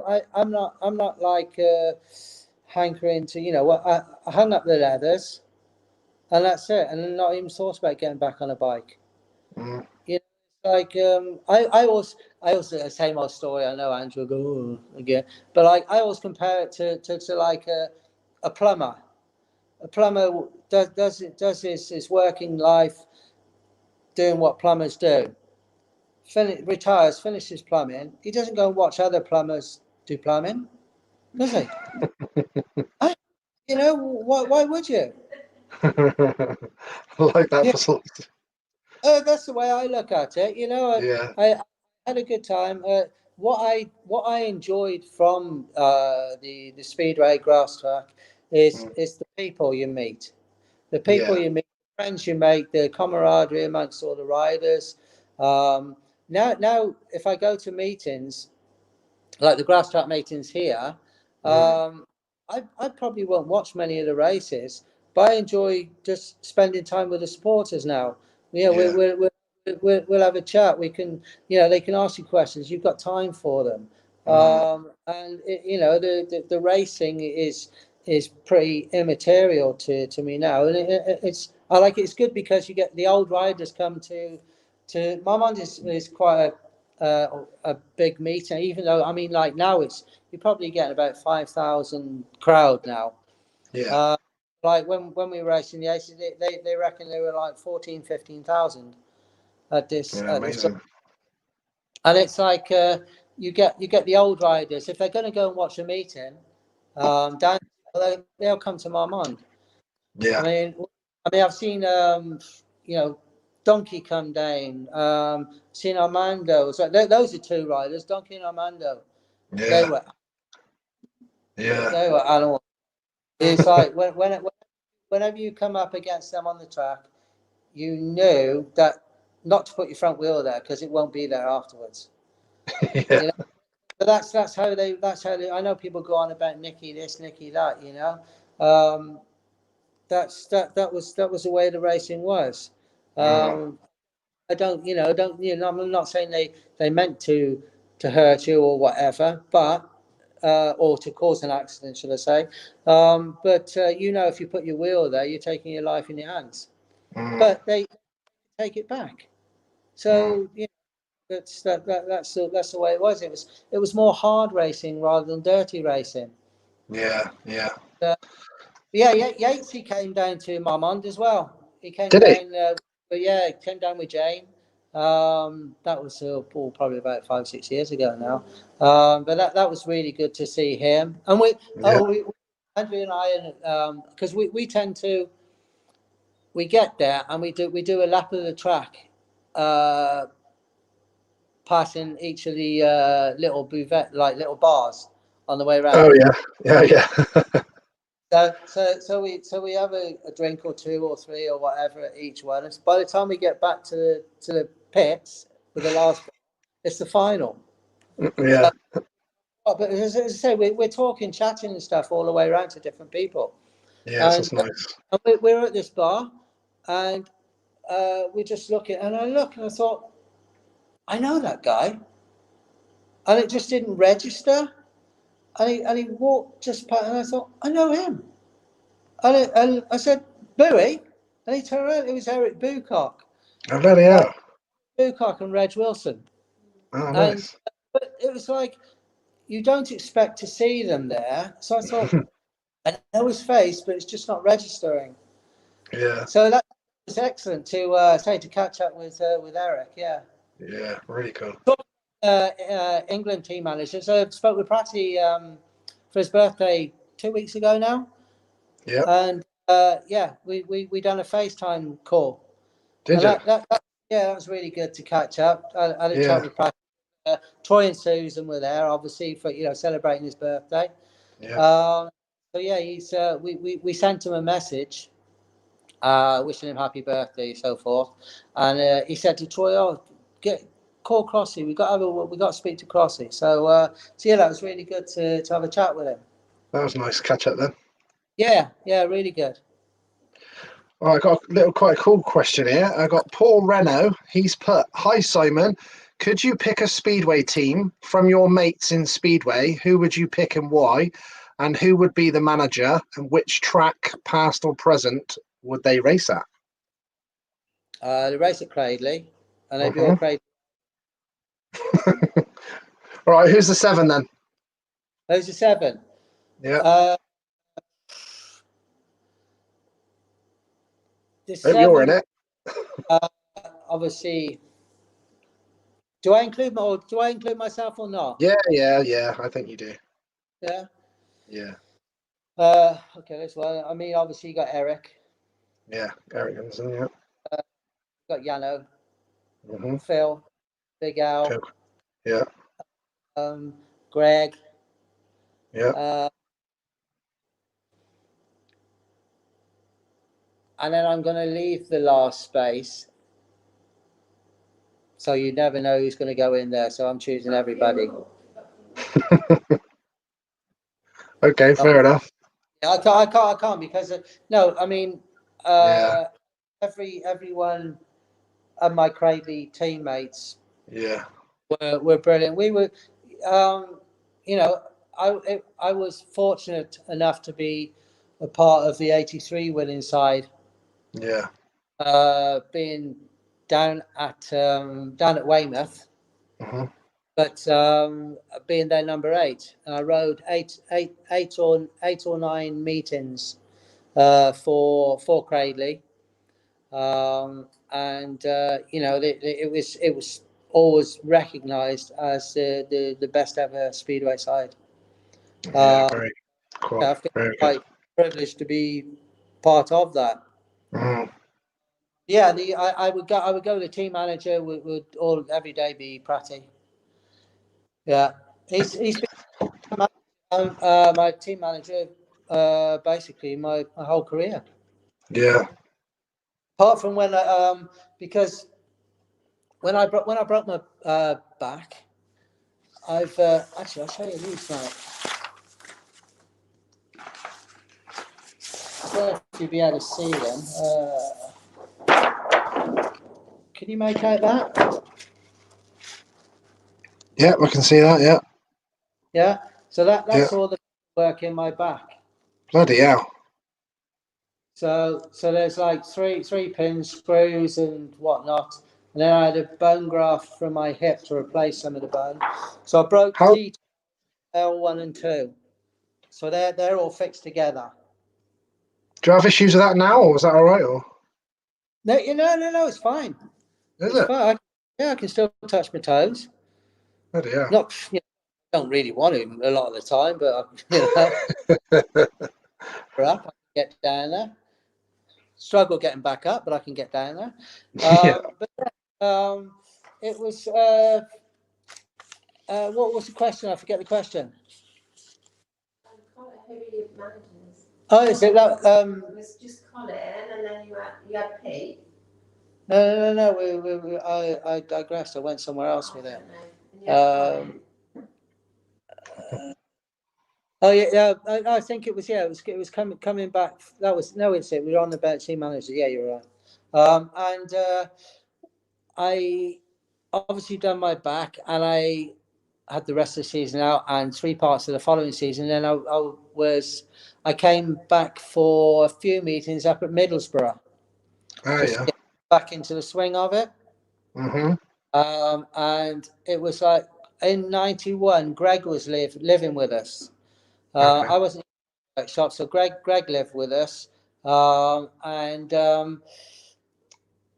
I was sort of like ready to get back and have another go for some stupid reason. That's one regret I have. I shouldn't have came back, Right. Okay. but I did, and yeah, no, I had the thing was, I still had a few good meetings in me, but no, it wasn't nowhere near like before. Yeah. I got Roscoe's just come on. What do you want now? He's put ask Simon about our trip to the Middle East Ice Speedway and getting hypnotized by an Indian. Yeah. So we went on Ian Thomas and Graham Jora's ice trip for a couple of weeks to Abu Dhabi. Okay. And it was a bit like a circus type thing, demonstration. So we had to put on a bit of a show, sort of like passing around the ice rink and making it look exciting. Mm-hmm. Before I go on to that question, Mm. we were actually going around swapping places, and Roscoe stupidly puts his leg in front of my front wheel. Right. So not got all the guards on. We got the tires with the spikes, but we've not got all the guards on. Yeah, he ends up gassing his leg. Oh dear. Oh dear. Gassed his leg, and he's like he's saying, "Oh, there's all blood on the ice," and he reckons it. It was my fault. You shouldn't put your foot there. That was simple. We're only like going around. You're not even going fast. So anyway, yeah, he got this. this guy who's supposed to be hypnotising us. Right, we're going to hypnotise you. Who wants to have a go? And of course, Ross, so we get up there on stage and stuff. It's like, you listen to my word. I can't remember exactly what it was, but listen to my words. You're going into a trance. You're doing this. You're doing that. You're doing the other. And start doing stuff. He said, right, you're in a trance, and how do you feel now? And I'm sort of like, so same as normal. You ain't got me, mate. It's like no. But Roscoe was under. Was he? Yeah, Roscoe went under because we sort of were I acted along with what he was telling us to do, and I couldn't hold it together. I said, I can't do any more. You know, I'm not hypnotized. Yeah. But yeah, that was good fun. It was it was a good trip out there. It was me and Tomo went and we played the Emirates golf course. Oh, right, okay. This was like, I think it was a week or 2 weeks before the first Emirates Open they had when Seve Ballesteros won. And the course is like brilliantly manicured. And we're supposed to, every shot, even on the fairways, you're supposed to put them on the tee so you don't take take a divot and stuff like that. So we're like, we get down the first one, and that's it, mate. They're on the fairway there. But it was it was brilliant. It was a great experience. I think I reckon it was about 70 quid or something to play around. I mean, it was with a buggy and that, but but it was worth it. Yeah. Yeah, it was really good fun. Someone did ask me actually, when you went off, I did look through the questions a little bit, and someone did say to me, "Who's better at golf, you or Jimmy Nielsen?" Apparently, who's the better? Oh Christ, I can't remember. I think Jimmy was okay. I used to play a hell of a lot. I was sponsored by a golf course. Oh, right, okay. And I used to play. If I wasn't racing or working on bikes, I'd be playing golf. Yeah. I got down to 10 handicap. Well, decent. Yeah, very good. But to be honest, I've not played in probably about 8 years now, 9 years. I just got the clubs out the other day because I thought I'll clean them up and we all get out, and then lockdown happens and then the weather's changed. So. Not good. We'll have to wait for that then. David Rowley put, Simon, who do you think was the most underrated rider for the Cradley teams?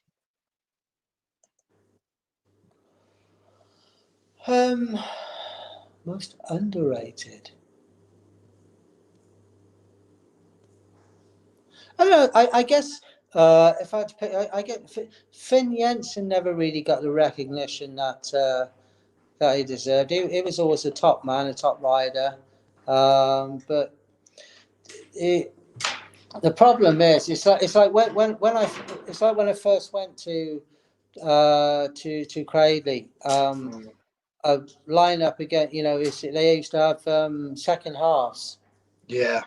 And so I'd line up. Where you going, babe?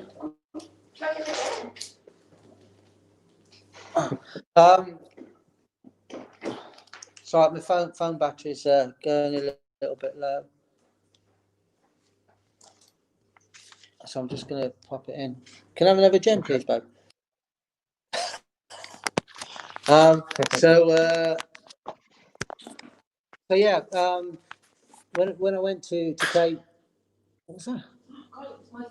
Oh, coaster. It's all right. So we went to Cradley in, say this was 82, and I barely rode a speedway bike. Obviously, I had experience on the ground, and then you're lining up against you got Eric, obviously was still there and stuff, and Big Al, BP and stuff. You line and you're just a newcomer. And you're like you got all these superstars around you, and it's like you just feel in awe of the ability of of each and every one of the riders. So I mean, I was fortunate when I went into a team that no one got left out. It didn't matter whether you were number 7, 8, or what. You were part of that team, whether you score 1 point or 12 points. It was you win as a team, you lost as a team, and I think that's what made Cradley one of the best clubs to ride for. Yeah, proper team. Proper team, yeah. Mm. I really enjoyed.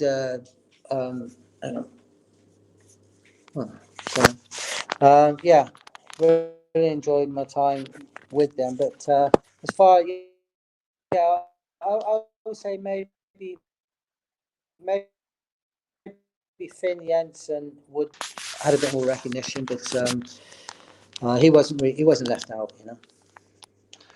Someone, there's no name on this, but someone put, Simon, the meeting we had against Cradley and Wolves was some good battles. Do you remember how many times we got help to get out of there sometimes? Yeah, the Dudley Wolves Trophy. There was no better club rivalry, local derby going. It was always going to be fireworks, whether it be at Monmore Green or at Dudley Wood. It was good fun. They were hard meetings. They sometimes they were quite nasty, but was like it was this was it. It was like it was the world championship of the Midlands. And yeah, there was some supporters did get a little bit riled on occasions, but I think it was more banter than anything else. I can't say I ever remember any scuffles or anything. You know what speedway's like. It's like it's they get like they get so frustrated that they want you to do so well. They want you to be they don't realise you're not finishing fourth because you want to finish fourth, or don't want pass because you settle. You're out there. Each rider is doing their best. Yeah. Did you thrive on that atmosphere at Cradley, like when it was that sort of obviously high tension atmosphere? Did you thrive on that yourself? Yeah, I loved it. Yeah, anything kicking off or whatever, it was brilliant. The adrenaline rush that you get is brilliant. It's like I've never since finishing racing, I've not touched it. Yeah. I've been like skiing and going flat out from top to bottom just to try and get some sort of buzz, and yeah, it's good fun. But not the same. No, it's not. You want to put yourself right on the limit, but it's difficult to get that feeling again. Yeah. It looks like your boy Jordan's put, all right, Dad, sort the bloody Wi-Fi out. What is your best memory from your career? He said that once. Yeah. He come back on and said about the Wi-Fi, but he's put, what was your best memory from your career? Yeah, memories. Well, there's lots of good memories. It was I can't put my finger on one of them. It's just the best feelings you can have is get to the end of the season, you're in one piece, and you're already looking to put your feet up for a little bit, but then start preparing for the following season. Yeah. Do you remember Paul Reynolds mentioned about, he said if Frank Ebden was here, he'd have excluded you by now. Do you remember Frank, the referee, Ebden? Yeah. What's your thoughts about him? Yeah, Frank was, he was a ref. Yeah. He was a ref. Whether he was fair or sometimes he was a little bit like, what, why, how? I speaking to him on the phone because he wouldn't listen, but then not many did. But he just seemed he wanted to get the meeting over with as quick as possible and get out of there. Yeah. Bit crazy speed. Yeah. you know, I think what I've seen of the Grand Prix Mm. now is like they're just so ridiculous on the starts now. Yeah, it's gone mad, isn't it? You can't make a good start. Mm. They pull it back. You know, it's so. I think if you don't touch the tapes Mm. and you're not bouncing backwards and forwards, let it go. Yeah, You know, if you great, make mate. I agree. flyer, but you know, it's the same for everybody. Mm. Run the risk of hitting the tapes. You hit the tapes, you're out. Mm. So Yeah, it's got a bit it's mad, isn't ruining it? it Yeah. for the riders, supporters as well. And it's Mm. like I'm thinking, Christ, all this, you know, how much TV? Count up the minutes of TV time where the riders are coming to the start and they're digging, Mm. patting the ground, preparing the start, and then they do a false start, and they all go back to the pits, put fuel in. What's that all about? You've used like a teacup full. Mm. Your bike will do another 4, 5, 6 laps. All that shouldn't be allowed. When you do a false start, they should just come back to the start. It's just a waste of TV time. And if you want to get new people drawn in to watch it, then they want to see consistency. They don't want to see people just like messing about, tinkering with bikes on the. Mm. Yeah, quite a lot of people have mentioned That's my that. opinion, Actually. anyway. Yeah, quite a lot of people mentioned that. I've got Jill Graham's come on. She put, ask him if he remembers skiing trips with Andy and Have Alan. you gone again? Oh, have I gone? Have I? I can see you all right. Can you hear me?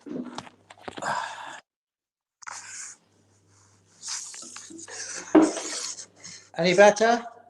Yeah, I can hear you. All right. You hear me? Are you back? Yes, Yeah, got you I back can. in. Yeah, I can hear You you. were just like, no. Was I? Did you hear the question from Jill I Graham? thought you were on some sort of attack. Yeah, France. It's called the French Wi-Fi attack. Yeah, I got you, mate. Got you. Right. Did you get that question from Jill Graham?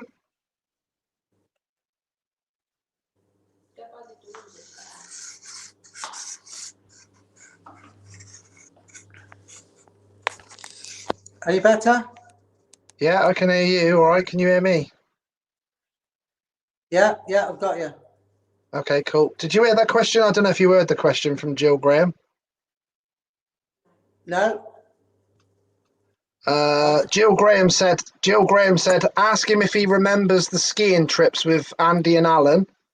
Yeah. Clayton, Arthur Browning, and a bottle of Jägermeister with Andy. Hope you're all okay. Hi, Jill. Yeah. Yeah. We used to go on skiing trips out of season, Yeah. and they come 10, 15 of us. Some riders like myself, Alan and Andy, Big Arthur. There's another grass track rider, Dave Drinkwater, Dave Challoner. I think he was motocross, Dave Challoner, an older rider. I'm not sure. Yeah. Paul Ed.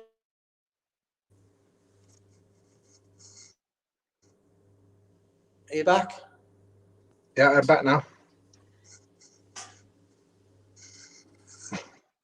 You're back. Yeah, you remember? Do you know a guy called Paul Edmondson?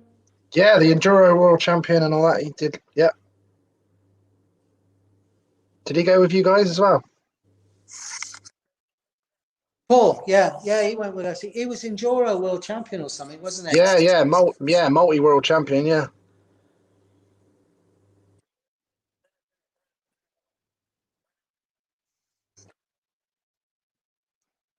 Going losing you on and off, I think. Yeah, you're back now. I'm not moving now. Can you hear me now? Yeah, I got you. Yeah, so Paul Edmondson, yeah, he was a multi-enduro world champion and everything. I think he's a stuntman now as well in the movies. Yeah, it's shit, flipping thing. Oh, flipping thing. And are you back? Yep, I'm back. Yeah. Okay. Cool. So yeah, we go off skiing, and we go from top of the mountains, flat out to the bottom or halfway. And we'd have a track, and if you got close on the corner, there's always somebody else going to come up inside you, even closer to the bank. And we done some. I mean, we had some big old accidents as well. No, fortunately, nobody got hurt. Yeah. I remember this one time. We were all coming down. We were probably about 5 or 6 abreast, flat out, up position. My cousin John was with us as well, and Clayton, and we're going down, and there's this guy in front who turned out to be a German guy. He's halfway down the mountain, and he's like doing some slow turns. So we shout at him. We're in tuck positions coming down, and he looks behind, craps himself, probably does the best turn ever, straight into the path of John. Oh dear. He wiped him out big time. Did it? It was so funny. It was like there was skis and poles and guys like rolling down the snow, sliding down, and we're almost falling over laughing. Obviously not thinking properly. Really, we should be worried about the guy, but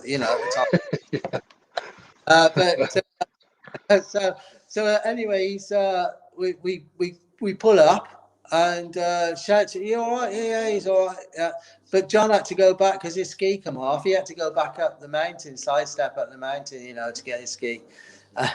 You see this German guy, he was having a right old rant and a rave, and he come down. John ski back down to us, and he said to him, "John, what did he say?" He says, "I don't know, but I don't think he was too happy." It was funny, but yeah, there was something. Andy and I stayed in the hotel because the other boys went on something or other, and we didn't want to bother doing it. So we bought a bottle of Jägermeister. This is after a few drinks, and Andy and I, we just got absolutely totaled, and we were falling off the chairs, rolling on the floor, laughing because we just like in tears. But it's something you do, way back when you're children. Yeah.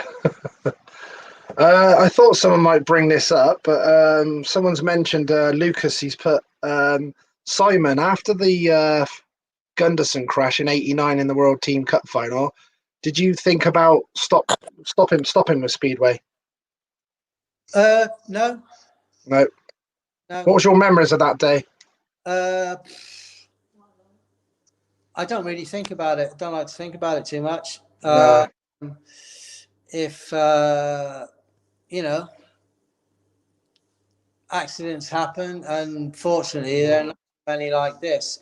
It was terrible, and it was, you thought about it. It was on your mind for a long time. You still think about it now and again. But it was. I don't know. I see. I mean, if you could ever go back in time, change a race, that would be my choice. Yeah. Was it literally just a freak accident? It was just for. I don't know. It was just all on first bend, and it was World Team Cup, and it was just what happened, I don't much into it, there's lots of different ideas of what happened where and when, but it's happened. But it was really good because we've not seen Eric for a number of years now. Andrea's probably about 10 years, maybe a bit more ago, 15 years ago. In the UK, but just this year, I had a message from Eric. Crossy, are you going to this European grass track final? It's in France, And I'm like, no, why? And he says, well, I'm going. I says, well, okay. I said, where is it? And he says, it was Tyack, I think it was, yeah, which is about an hour from us. Oh no. So I said, right. I said, yeah, we're going.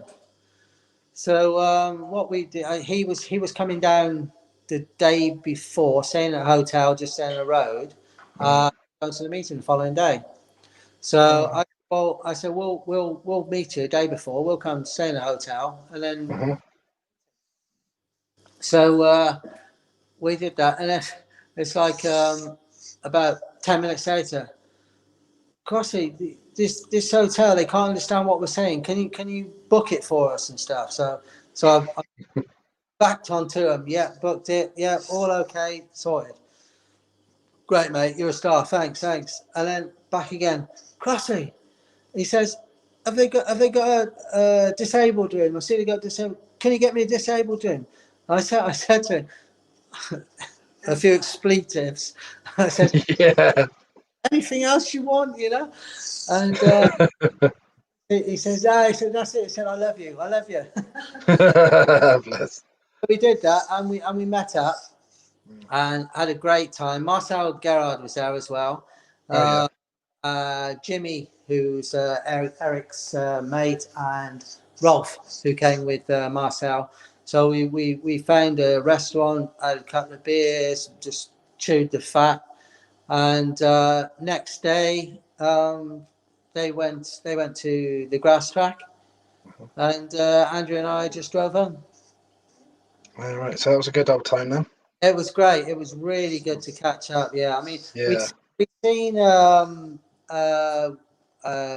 Jakob at Coventry at Cardiff. Yeah. Is that,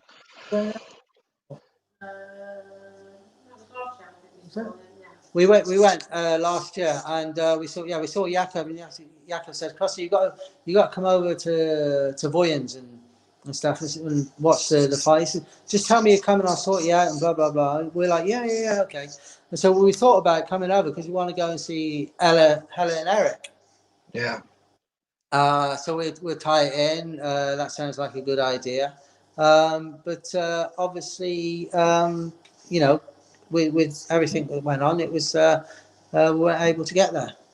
So that's going to be one over the next couple of years, once things settle down, to go over and see them at their place. You know. Yeah, that'd be nice.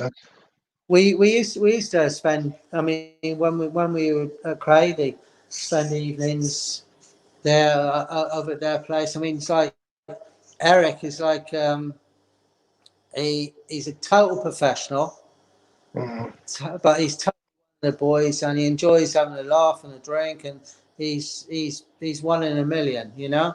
Yeah. And he's got, you know, these. He had a sauna in their house. They had a sauna in the house, so we used to go over there and get pretty ratted and stuff, and in the sauna and stuff. And they're such a lovely couple. Really good, really good. Yeah, I'm hoping to speak to Eric as well. He said he was going to do one, so hopefully I'll get him on soon. Can you hear me? Yeah. All right, yeah. Yeah, hopefully to get Eric on soon. That'd be cool. That'd be cool. Tony Rycroft on YouTube put, would you take Speedway up now if you were a young lad? Yeah, I got you. Did you hear that question? No. Someone put, Tony Rycroft put, would you take up Speedway now if you were a young lad? No.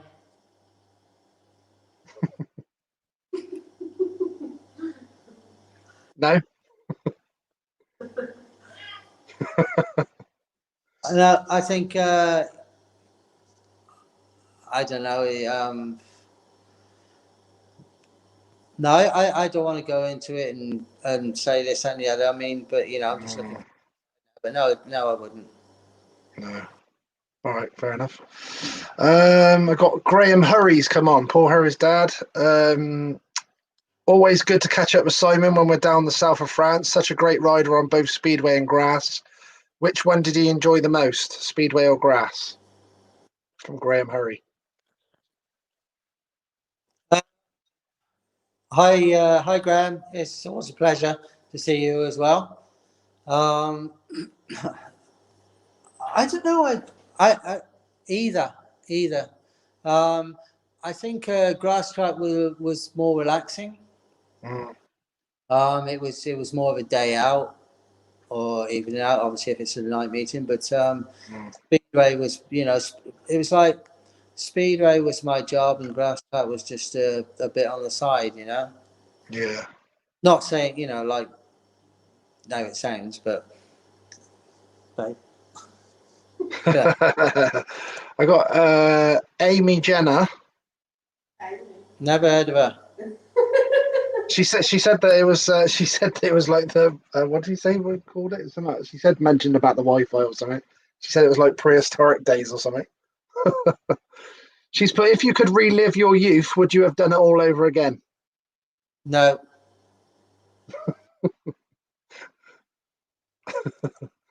That's it then. No, and yeah, as I said, the only thing I did enjoy it and stuff and that, but I think for all the injuries and heartache and everything that's involved, it would be a lot easier just to do some other sport. Yeah. Where you didn't get hurt and whatever. But Yeah. by the way, Amy's Geordie's girlfriend, so I know who. Ah, right. Yeah, she come on earlier and saying their Wi-Fi's rubbish and stuff. She was laughing.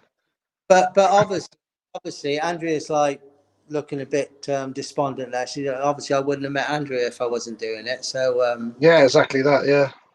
I met her. She was one of the start girls.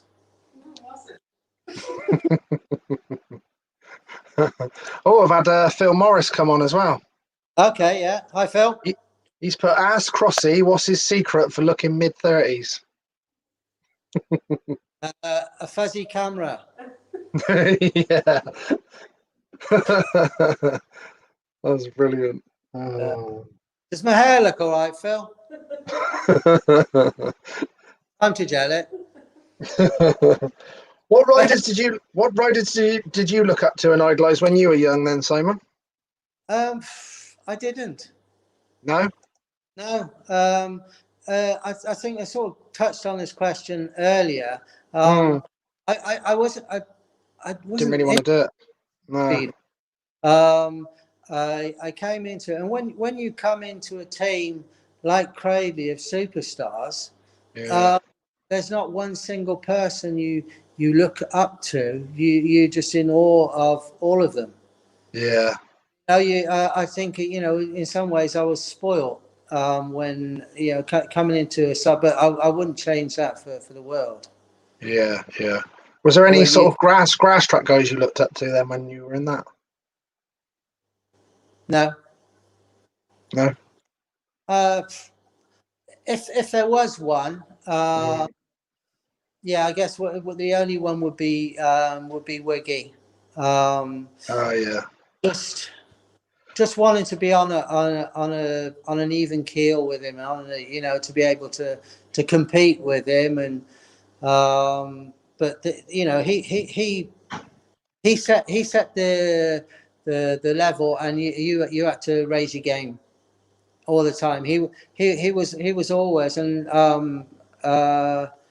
raising the bar. He was always one step ahead of everybody else. Say he won every time, but he was always looking for the next best thing. Yeah. Oh, I've got Sky's on now, and she's put, "Hi, Dad, the favourite child here." Yeah. But yeah, going back to Wiggy. Yeah. I was fortunate enough to be passing frequently his hospice where he spent his final days, and I probably saw him about 4 or 5 times. And then the day before he actually passed, I called in. I saw him.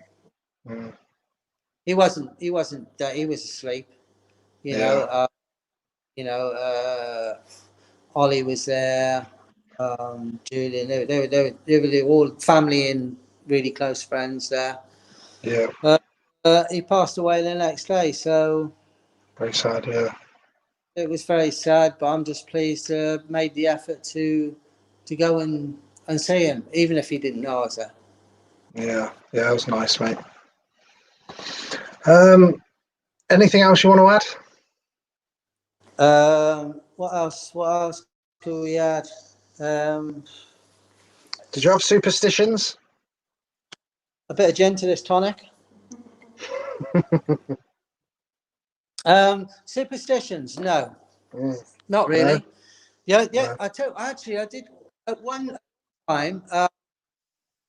Phil Collins and I, we had the same accountant, Right. and he was a religious guy, and he used to be a follower of Cradley as well. And every meeting, he'd come and him, and would pray before the meeting.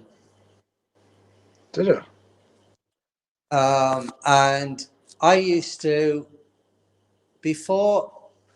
from being pushed off at the pit gate, before I got to the start, I used to say the Lord's Prayer. Did you? And then sometimes you're in a panic, you're rushing and stuff, Yeah. and you get to the line, and I used to think, shit, and I turn around, like wave the goggles about as though you steamed up and say it really quickly, and then get back to the start. But yeah, so that became a bit of a ritual as well then. Yeah, but that was I did that for a season, and that's why I had on the back of my leathers was follow the cross. Ah, right, yeah. So it had a double. Yeah, double meaning. Yeah. Oh, who's that coming on saying about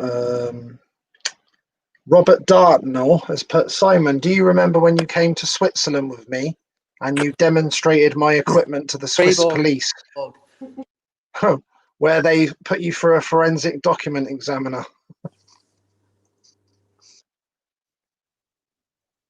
You see that? Are you there? Yeah. Read it again, mate. He's put Robert Dartnell. Dartnell? Yeah. Yeah, he's put, Simon, do you remember when you came to Switzerland with me and you demonstrated my equipment to the Swiss police where they thoroughly put you where a forensic document examiner? Yeah. But the thing is, well, I can't remember exactly which way around it was, but we either went to Freiburg and it was supposed to be Freiburg, or we went Freiburg and it was supposed to be Freiburg, and they're like countries, but luckily too far apart. And we went there, and he said, Rob says, you can demonstrate this machine, can't you? And I'm like, what? Like, yeah, and it was a not fiber optic. That's I think it was some metal fibers and stuff that pick up something in the, with documents and that, All right. Yeah, and I'm displaying it to these. It's not just a plea; they're like really top brass. Yeah. So I know what I'm doing. You Rob demonstration here. Just do this, and this, and that'll be it.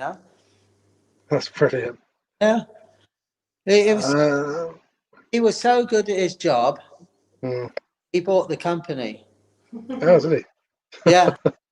Well done, mate. Andrea, I haven't spoken to him. I'm speaking to him now.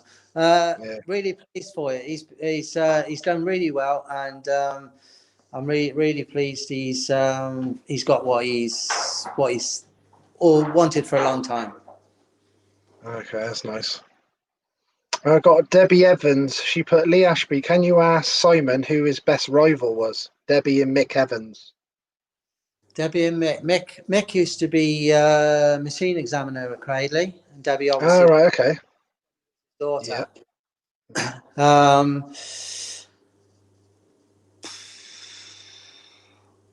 Best rival. Well, I mean, you know, you could beat anybody. Anybody could beat you on the day. You know, they're all treated exactly the same. There wasn't what you know. I always look forward about going up against the, you know, your Hans Nielsen's and stuff, so forth. But Yeah. there was, I can't say one specific rider.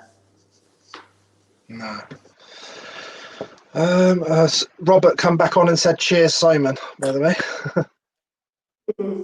Okay, yeah, tell him you won't tell him, I'll tell him. I'll have another gym for you later, mate. Yeah. We're looking forward to your next visit over when you can jump in our hot tub. Yeah, that sounds good. Oh, I know what I could. You remember the obviously being number 8 with the 83 side, Mm-hmm. and we at 84 was all set out, and then they changed the averages, didn't they? You had to have a team average, and we were 0.01 over the team average if I was included. Jesus.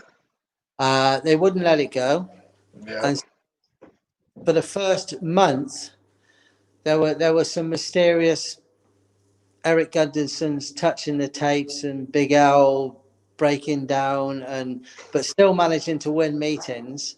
So the new green sheet averages come out after the first month, and suddenly I'm allowed into the team. That's the wisdom of Sir Colin Pratt. So it was a little bit of tactical then. That went on a lot though, didn't it? Back in them days. I mean, that was the only way we were going to get in. You know, I was going to get into they were going to fit me into the team. Yeah, yeah. But yeah, that was a little bit of underhand manipulation of the rules. But you know, 0.01. It's ridiculous. But I guess, you know, rules are rules. Yeah, you've won obviously a lot as a team rider and as an individual as well. Did you prefer to be as an individual or prefer to be in the team? I enjoy both. I enjoy both. I guess I if I had to choose one, I'd probably say team. Okay. Is Yeah. that being part of the team? Yeah, just that sort of atmosphere. Winning as a team, say losing as a team. That was I don't know. I think you just got a little bit more out of it. It was great to win individual events, you know, no doubt. Yeah. But I think as far as you know, if I had to make a choice, yeah, your team were the most important. Jordan's just come back on. He's put, "I'm looking for sponsors for next season. Sort us out." Anybody sponsoring Geordie, just get in touch with me. There you go. Look. Yeah, I'm on Like a little plug. Yeah, on Insta or Twitter. Yeah. Oh, I know what I wanted to say. Go on. I put it on here somewhere. Go on. Okay. Right. Just a little plug. Dan, sorry. Yeah. He's doing a 24-hour cycle ride in the next 2 weeks or so. Okay.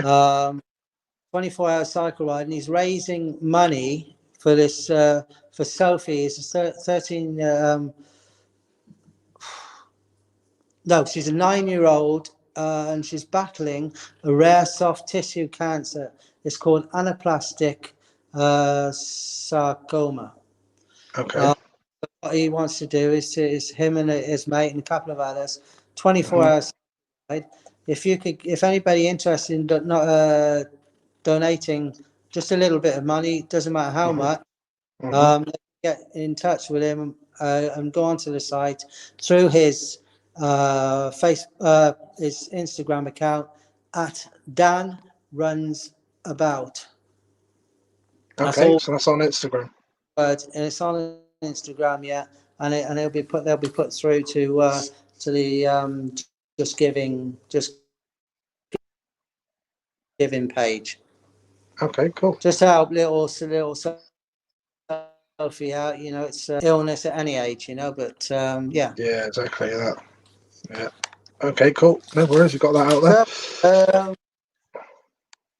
yeah, it's always nice to be able to I think we're just breaking up a little bit, but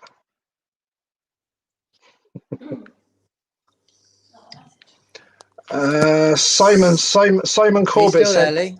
yeah, I broke up a little bit there, but it's come back about now. Someone's asked before his accident in Are you back? 1990. Yeah, I can hear you now. Can you hear me? Yes. Yeah. Simon Corbett is asked, before his accident in 1990, did Simon think he had a chance of being world champion at Bradford? Yeah. Yeah. Yeah. Everything was going well. Yeah. There was no reason to say I wouldn't have been in with a chance. Yeah. But, you know, it didn't happen.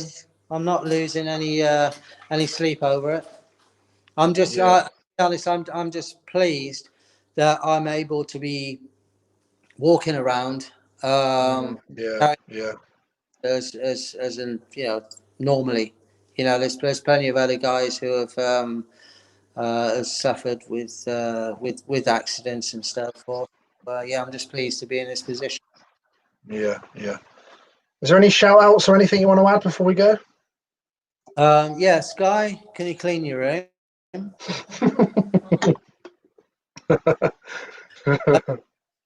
I mean, basically, you know, thanks for the invite. Thoroughly Yeah, enjoyed no it. worries. Yeah.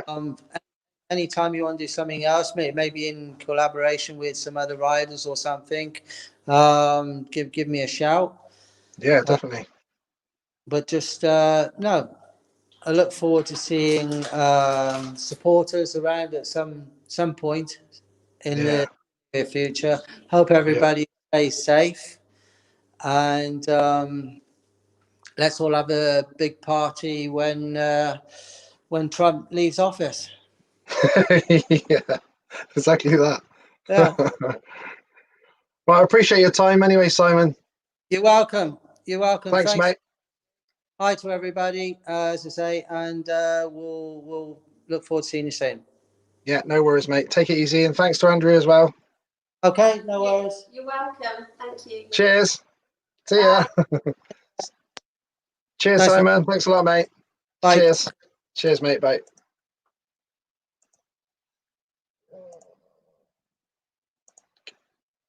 Right. Good little insight in there to Simon Cross. Shame about the Wi-Fi, but we'll have to try and get Simon on another time. Apparently he was on about saying that they're waiting to get some fibre optic, I think he said, about the internet. So hopefully, if he gets that in, hopefully we'll be able to have another chat with him. And hopefully we'll get an unbroken chat with him. It'd be really good. But yeah, thanks for everyone tuning in tonight. Bit of a shame with the internet connection, but hopefully Simon, I'm sure he said he mentioned about something about they're trying to get some other internet, so that'd be cool if we could do it again. And yeah, that'd be good to get him back in again as well. Great guy, Simon Cross. He was a great rider. Some great memories there as well. What a Cradley Heathens legend he was, that's for sure. Thanks, Barney. Well done, Lee. Great show, mate. Thanks a lot, Barney, for tuning in again, mate. Great to have legends like yourself on. Thanks for everyone that asked the questions tonight. Even Roscoe. Shame about the internet tonight, but apparently the internet's not too good there for Mr. Cross. But hopefully we'll be able to get him on another time with, like I said, some better internet connection would be cool. So I did mention to you earlier when Simon lost his connection that, yeah, I've got a week tomorrow, got Chris Morton. So tomorrow night, any of the motocross fans, Mr. Carl Nunn should be on. Then there'll be nothing Wednesday. Thursday, we'll have Ollie Allen on. So that'll be cool to have a good chat with Ollie Allen on this Thursday, 7 p.m. UK time. And then it'll be Joel Smets next Monday night, 5-time world champion. And then I've got now Chris Morton booked in the following Tuesday. Just reading a couple of messages. Lee Ashby, best team ever. Yeah, great days they were, Debbie. For sure, the Cradley team was pretty amazing back then, for sure, and some great memories down at Cradley, for sure. Thank you again for doing these interviews, Jill Graham. Nice to have see you on, Jill. Say hi to Andy for me. Give him all the best from me. And you'll have to let me know about what if we can get Alan on at some point. It'd be cool. Maybe if you come around yours as well, Jill, you could set him up and we can speak to Alan one night. That'd be nice. Alan Graham. That was a good chat with Andy. That was good. Right then, people. Better go. I'm going to go and have some tea. So I'll speak to you all guys soon. Oh, don't forget the Rob Herring tickets now are going, and I think we've already had about 50 go already in 24 hours. So that's pretty cool. Just some of you, if any of you want to see some pictures here, look, there's me and Rob with the bike that we got out there. As Rob put this replica together, Silk Lean Honda from '91 that he rode to win the British title. And as you can see there, he signed the front number plate there as well. So it's obviously a nice personal touch on the bike as well. Not only did Rob rebuild the bike himself to get the replica of the bike, he also signed it as well. So there she is, look, in the kitchen. Lovely bike. So get at me for the tickets. And there's the Rob the Fish Herring there, look on the seat. A couple of nice little pictures of Rob with the bike. So yeah, you can message me, people. I know there's been a lot of people messaging me during the interview. I will get back to you in a minute as soon as I come off this. So yeah, people can keep messaging me on Facebook, or my number's pretty much out there on stuff. So if you want to get in touch with me, let me know. And hopefully some of you guys, who are the ones that are interested in motocross, will be back tomorrow evening, 7 p.m. UK time. I'll be with Carl Nunn, legendary British motocross rider. So that should be cool. Yeah, so message me on the tickets for the new bike competition. They seem to be going quite quickly, so get hold of me if you can as soon as possible. And hopefully I'll get to speak to some of you guys tomorrow night. So good night and God bless all. And obviously I have to leave you with one of my dad's quotes, bless him. It's nice to be important, but it's important to be nice. So I'll leave you with that, people. And hopefully I will see a lot of you tomorrow night. See you soon, people. Thanks a lot. Cheers.